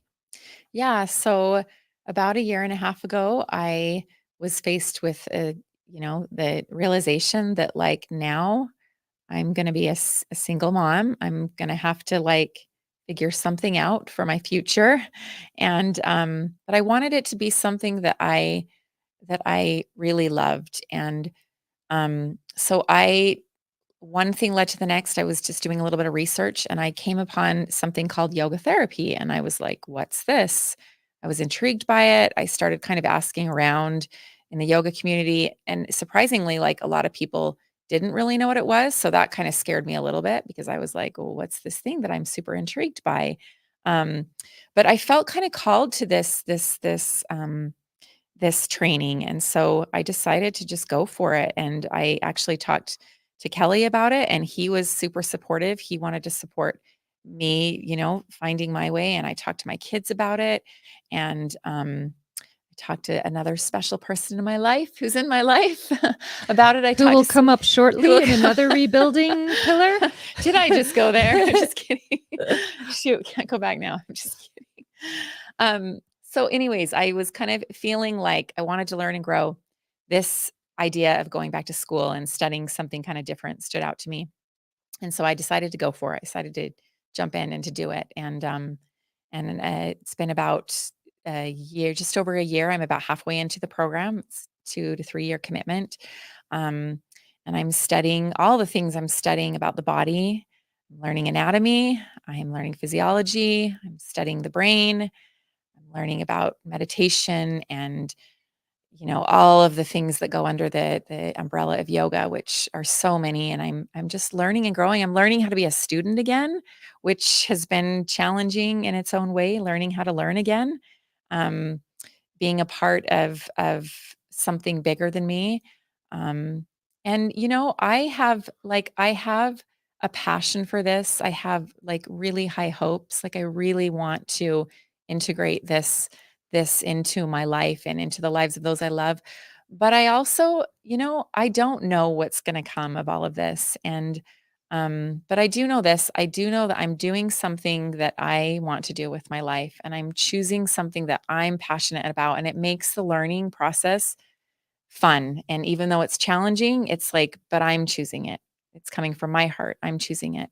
And that feels really good to like choose something for me. Mhm. So that's where I am with sort of Yes. rebuilding my career. Yeah, the And career and yeah. yeah, and I should say in the process when before I had the job loss, I was doing yoga and okay. I decided to do a teacher training. That was my first kind of initial, you know, but I didn't do it because I wanted to be a yoga teacher. I like did it because I just thought it would be like a 2 week long empowering like thing for me. So I did it for that reason.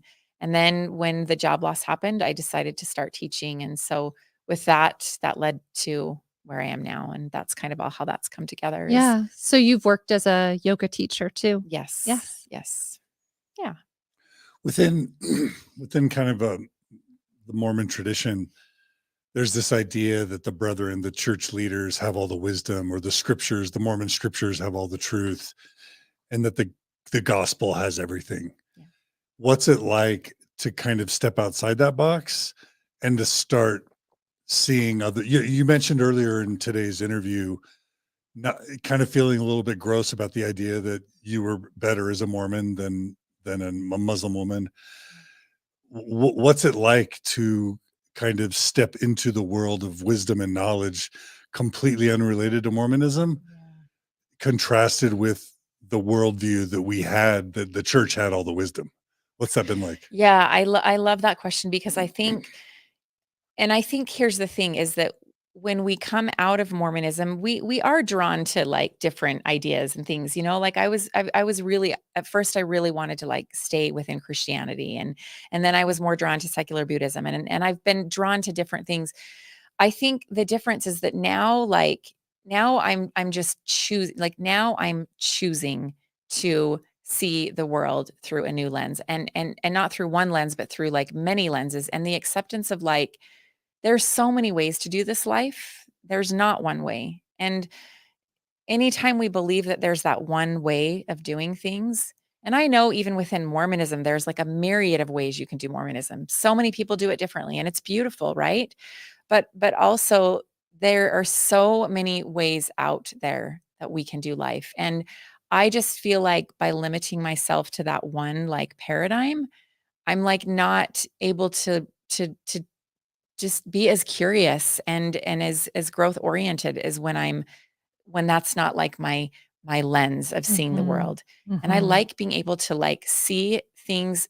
I like the idea of like there's like a few things that are right and wrong, right? But like I don't like this whole idea of like black and white, right and wrong, left and right. It's like no, there's like a whole myriad of gray and color and like richness and dimension in between that. And and they all have their beauty. And I love being able to see the world in that way rather than like, this is the way, Yeah. this is the path. And if that's the path for someone else, that's beautiful. It was for me for many, many years. And I really, truly like am grateful. Here's the thing. I am grateful for my life and for my marriage, even though it was hard. I'm grateful for religion. I'm grateful for all of those things because number one, they did help me to build these ideas of work and service and love and commitment. I'm really glad I had that.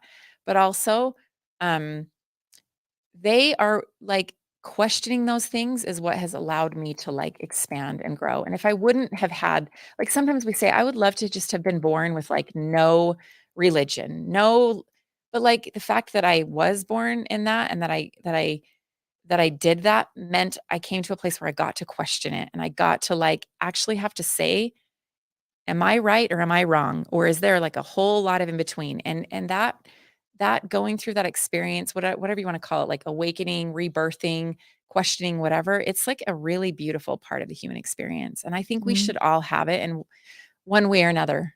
I think it should be part of like, I don't liking the word you should, like we should, but it's like it matures us. It like there's a growth to it that happens when you have to question everything you've ever known and just ask those questions. There's just like a maturity and a wisdom that comes from having to Mm. do that. Yeah. And so I love that I had the things that got me to the place where I had to question them Yes. and then take some risks. Yeah, that reminds me of nihilism. Nihilism, that's such a beautiful, And beautiful also thing. Richard Rohr's first and Mm, second half of life. yeah. There's a really good book called Falling Upward where Richard Rohr talks about this is not a Mormon, uniquely Mormon experience. Yes. No matter what you were raised in, there's something developmentally normal and healthy about losing your faith in whatever you were raised in and then having the opportunity to rebuild. Kind of like Jesus said, being born again, right? I Yeah. mean, not to make it Christian, but you were kind of born again. Yeah. Maybe that's what Jesus meant when he said being born again. Yeah, and maybe that's what those messages in the scriptures are. They're just messages and they're just parables. And like when we get so caught up in the like literality, is that a word? And the literality of it all, that's where the problems are. But when we can just look at all these ideas as like, ideas and messages and Jesus was saying them and Buddha was saying them and everyone's saying them, like they're all part of the human experience. And um who's to say one way is better than the other way, you know? So rebuilding, do you want to touch on any other areas? We could go into parenting if you want and do an update on that parenting area if you want. You had talked about originally control. If you had to kind of say in this rebuilding process right now, Yeah. where you're more leaning in now, if it's not Mm. control.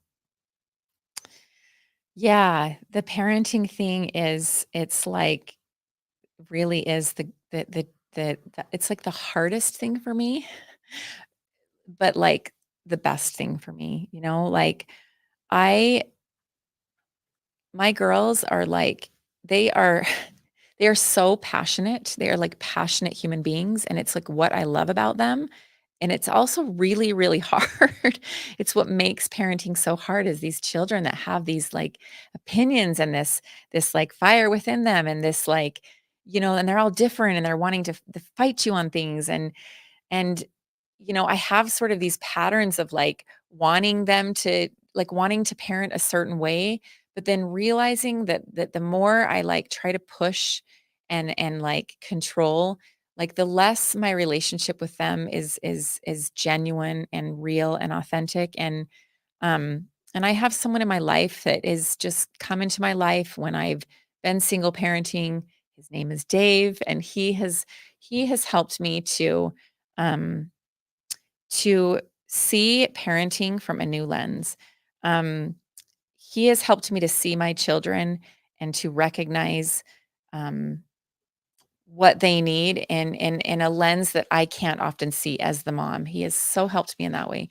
you guys are beautiful examples to me of parenting. The way I watch you do it, the way I hear about you talk about your children, it's so beautiful to me. And what you realize is that like we're all in this together, and that even if we don't have like a specific road guide or a map as to how to like do this parenting thing, like we're all here to help each other and learn from each other.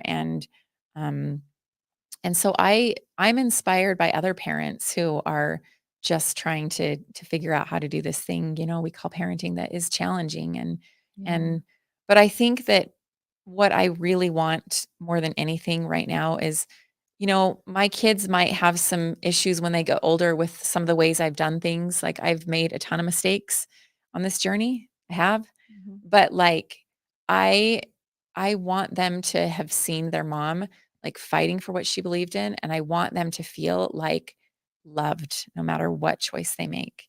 No matter which path they choose Mhm. or don't choose, like I want them to know that they are loved and that they are part of me and that they are part of their father and that they are wanted in this world and that they belong. And I want them to just find their way. And it's hard to watch them all struggle. It's hard to watch them all struggle.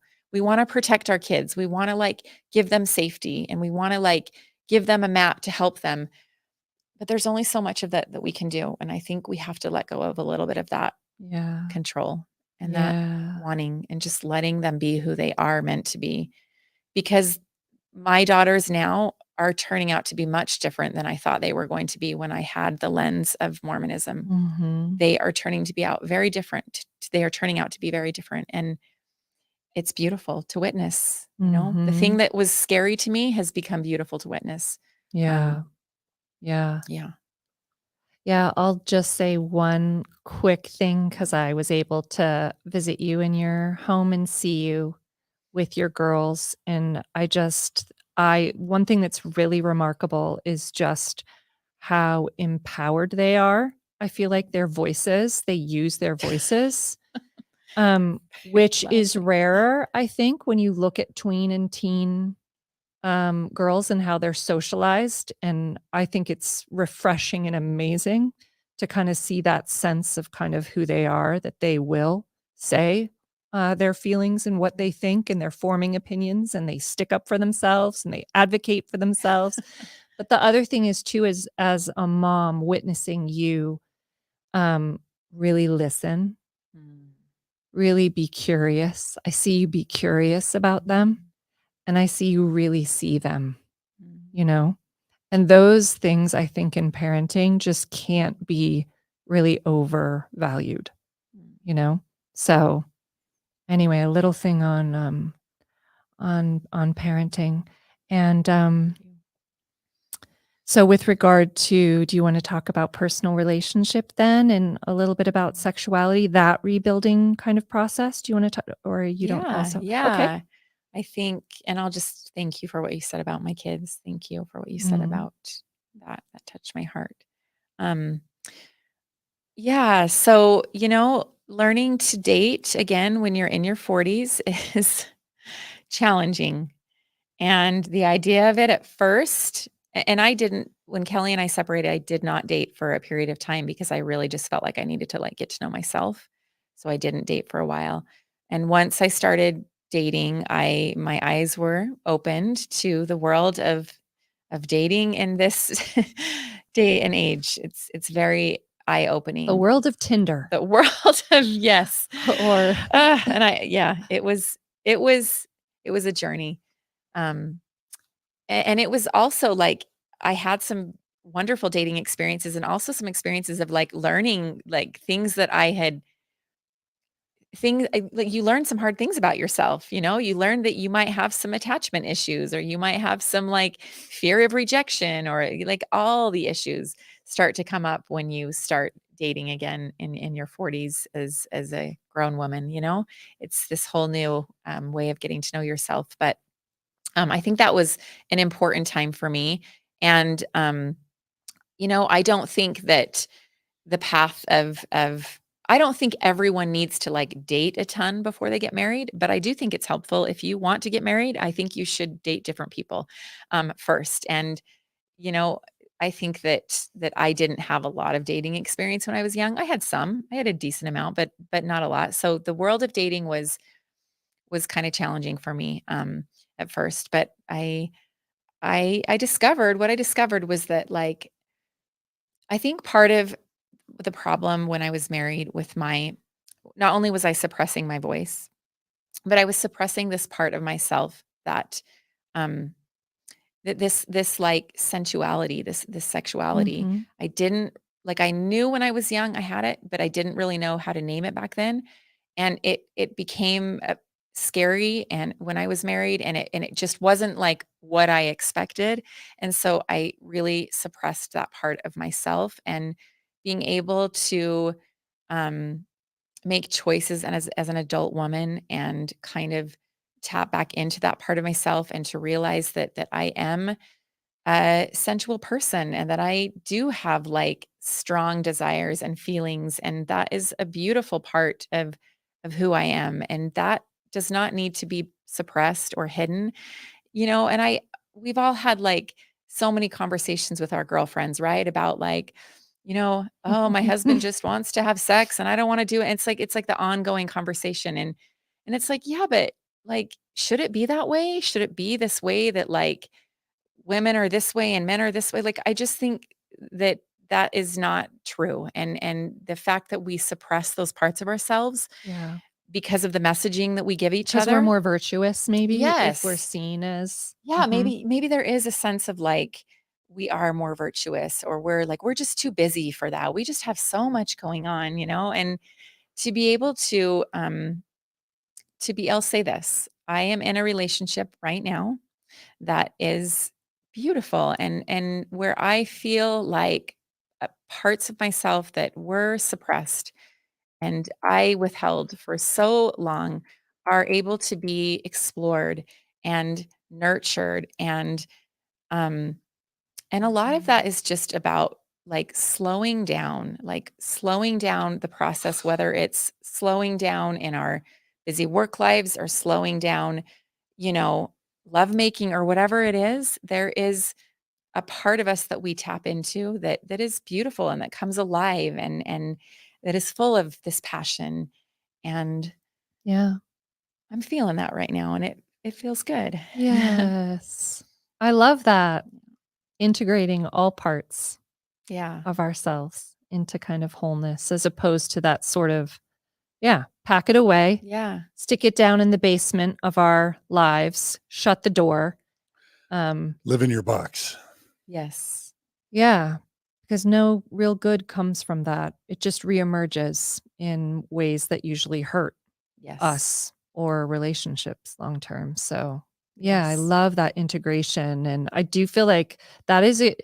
That's a huge part of the transition process, I think, is honestly going down into if our lives are like a house and we kind of live on the main floor. Mhm. It's like when we're ready, and maybe with a therapist, even you go down with the flashlight and you go into the basement and you look at what you hid and you look at the things that that other self that you buried so that you could have the self that was lovable or the approved Yes. of self.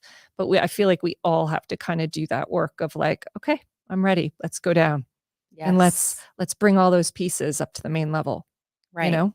And I think what I thought for so many years was like you have to choose parts of yourself, and I just decided most of the time I'll just choose the good, hardworking, show up Holly, instead of Yeah. like, what about the Holly that's like got this kind of wildness and like weirdness, and like what about her? She still exists, and there needs to be room for all of it. Why do we have to choose like a box of who we are? And it feels good to one day I feel like one woman and the next day I'm like a whole nother woman. It feels good. And sometimes it feels a little scary to know that there's all these parts to us that exist and they're all within all of us.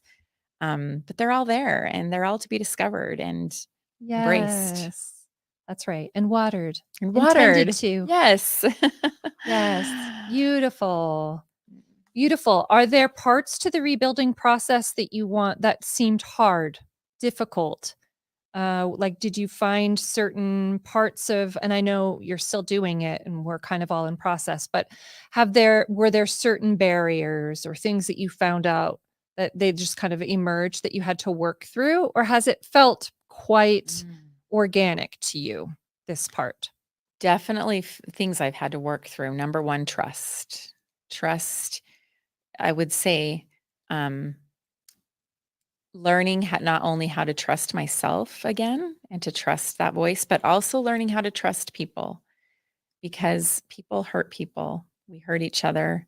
And while I feel differently about some of the ways that I was hurt or betrayed or whatever now than I did then, um, I just think life is so complicated but I've had to learn how to trust again. And that is not something I'm like a master of yet. I'm still leaning into the fact that I can still be a bit protective and a bit guarded and a bit untrusting, um, because I do sometimes have some fears around.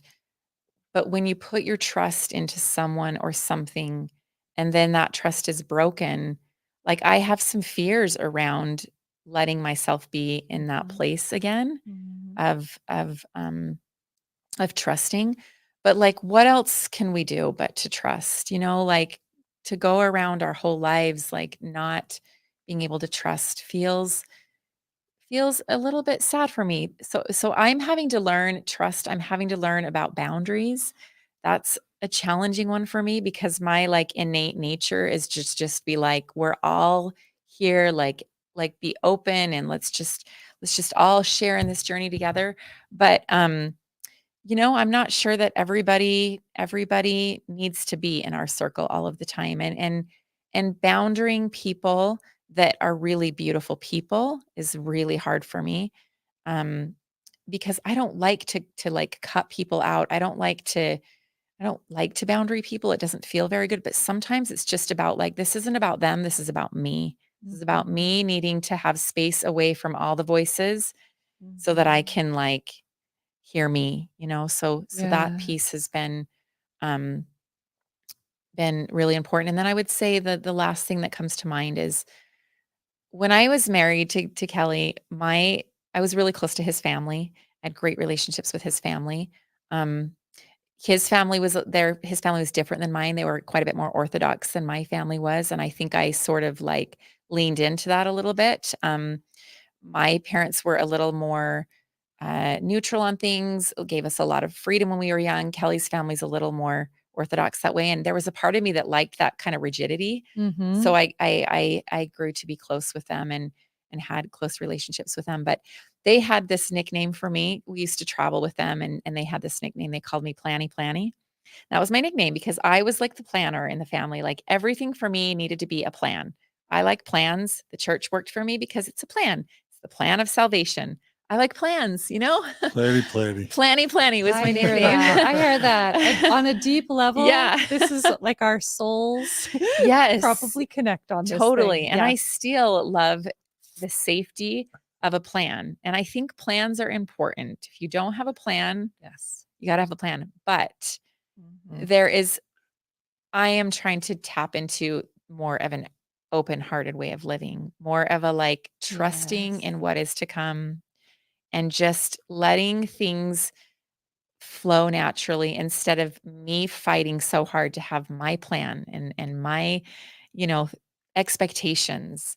Just letting go a little bit of expectations, opening my heart, letting go of some plans, and it brings this more like spontaneous, playful, creative side to me out, which I really love and need that side. So it's like learning how to balance that worker and that planner and that needing some rigidity with like the free kind of open curious Holly. It's like learning how to mesh all that together. Yes.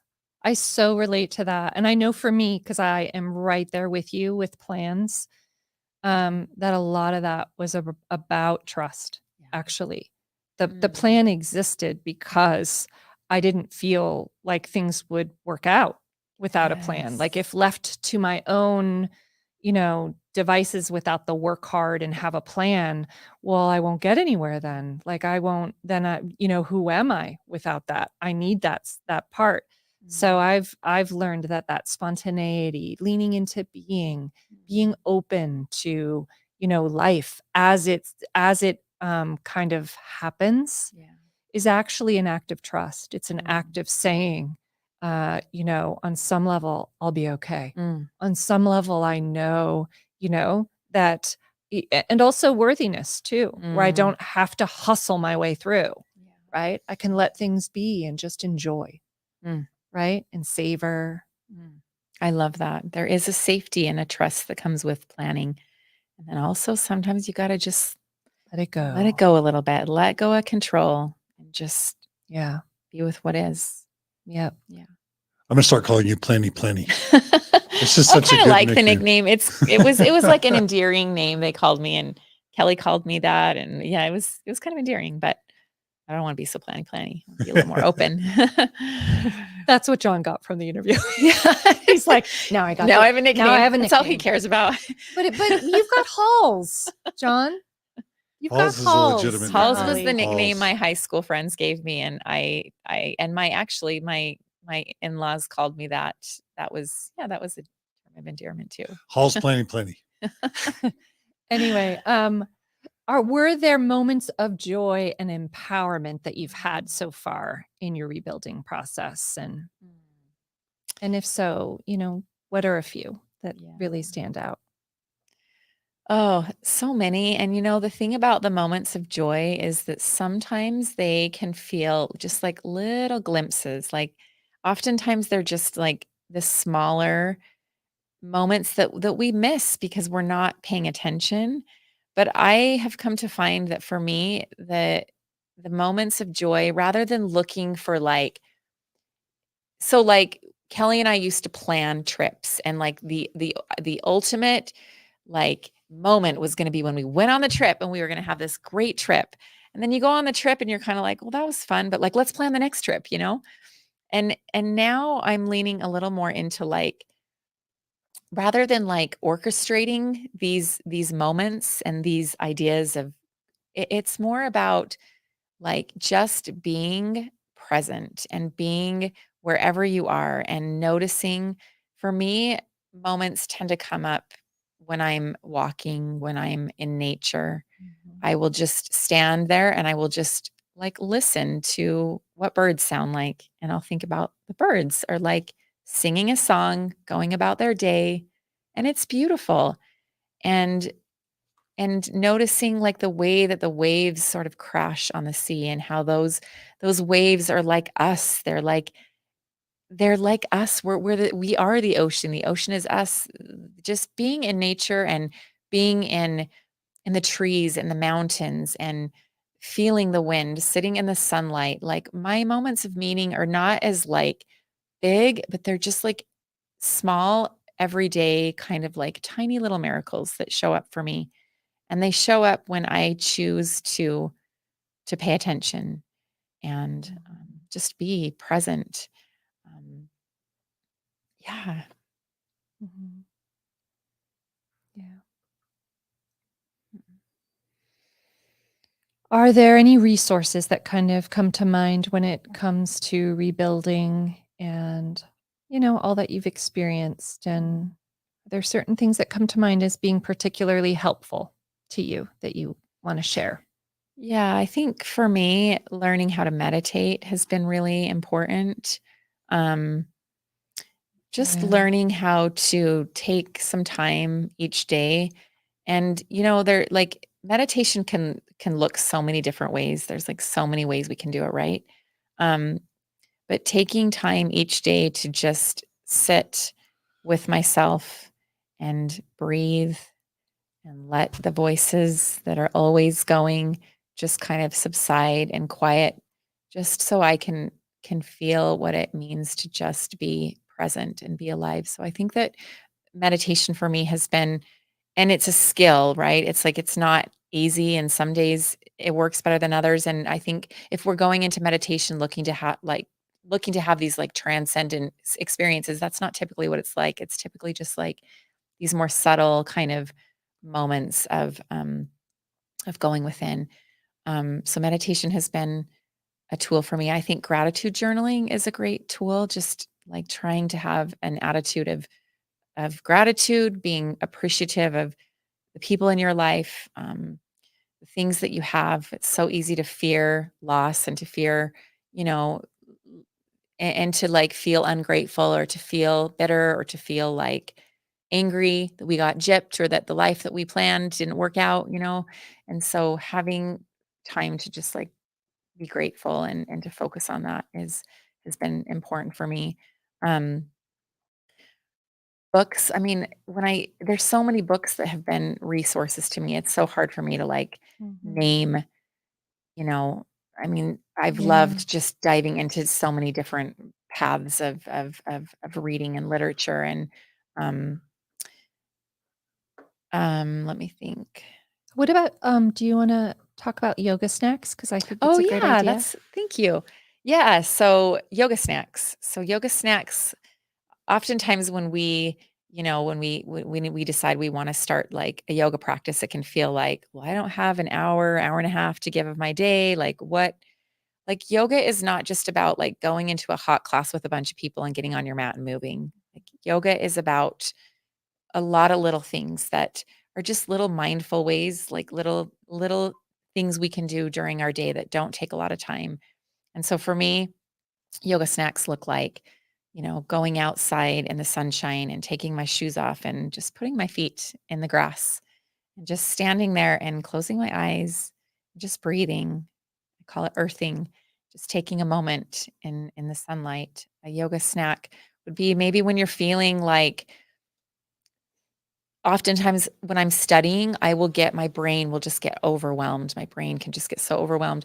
So I'll do alternate nostril breathing. I'll sit down and I'll breathe through one nostril and then through the other, and I'll alternate nostrils, which balances the brain and helps with focus. And so that's a little yoga snack I use. Just little types of breath work, getting into a pose to get into your body, like laying on the ground in shavasana, just taking a moment to just rest, to just be. Yeah. Um, Anything you can do to get you out of the thinking mind and just into your body or into the present moment, those are little yoga snacks that Yeah. that you can do. And um, those are things that I have to do all the time because life just happens, Life life just does. happens. It does happen, yes. Did we go really long? Are we going really long? We went perfect. Oh, good. I got lost in the conversation a bit. We went the perfect amount of time. Mm. And who knows where we go from here. Margie's in charge. Well, the last sort of question is kind of if we looked at the Holly before, Mm. and particularly maybe with regard to kind of passion and fire within, right? Kind of pre-transition. And then we looked at you now. What's the difference? How would you talk about that? Mm. I think I think when I almost like I kind of look at my life in like almost like three stages. So there's like the years of being a young girl and an adolescent and like young life and kind of who I was then. And then there's kind of like this woman I became during my marriage and career building and supporting my husband at the time through school. There's kind of the Holly I became then. And now there's kind of this sort of like um I think at first when I was rebuilding, I was like kind of pushing away that second Holly, that like part of me. And now I'm kind of just in a place where I really am trying to bring these two parts of me together. This like young, youthful, nature loving, open, curious, simple girl with like this hard worker and this planner and this woman that's devoted. And so trying to bring those two parts of myself together and really just like become all of it and not feel like you know, I have to be one way or another, that I'm just kind of growing into this idea that like we are all of the things. Mhm. And and there is a maturity I think that comes with um with just growing into and also accepting who we are, like accepting parts of ourselves that are hard for us to accept. Like we can't change certain genetics. We can't change certain things. And we spend so much time trying to change. I think change is such a beautiful thing. And it's also like we fight so hard to change things that we don't really need to change about ourselves. Mhm. And then we're not really changing the things that we should, you know? Mhm. So like, Yeah. yeah, I just really, I just want to live my life with a sense of gratitude for where I came from and for what that did for me. Mhm. And also, like, it served its purpose and I'm grateful for it. But like, now I'm going to do it differently Mhm. and I'm going to listen to me. And I might make some choices that might end up not being the best for me. Sometimes we do that, right? Called human. It's Yes. called being human.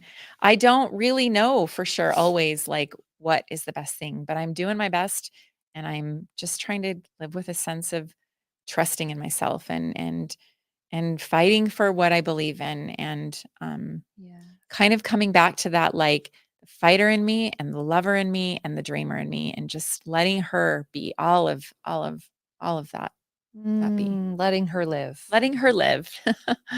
Yeah. Yeah. Yeah. That's what living a life on fire is. Yeah. The fire within, right? Yeah, and I had this moment this morning. I woke up early this morning and was a little bit in my head and nervous about today. And I kind of just laid there for a moment and I put my hands on my heart and I felt like this like warmth and this like it wasn't like this bursting like fire. It was like this warmth and this safety, like just like live with this, like just live with this open-heartedness and this like love within you and this just go into today with that and go into every day with that little fire that's always there and we got to nourish it and we've got to recognize it and nourish it and but let ourselves just live with that sense of passion and that sense of purpose um and Yeah. I love that. And trust it. trust it. Yes, trust it. Yeah. Beautiful. Mm. Well, it's been a joy to witness you. Witness you. Look at you. Aw, Did we do it? I feel like you we did it. did it. I think we did it. How you feeling over there, John? How's it been? Delightful, Mm. really powerful and wise and graceful and whole. Mm. Thank you. Thank you, Holly. Yes. you. We honor you. We honor your story. And it's a joy to witness you. Thank you for being Thank here. you. And thank you for being in my life. I love you. I really looked at today as like a conversation with my friends, and you are my friends beyond all of this. And that was a good way to get through today, just to know I'm in the space of my friends. And I love you both very much.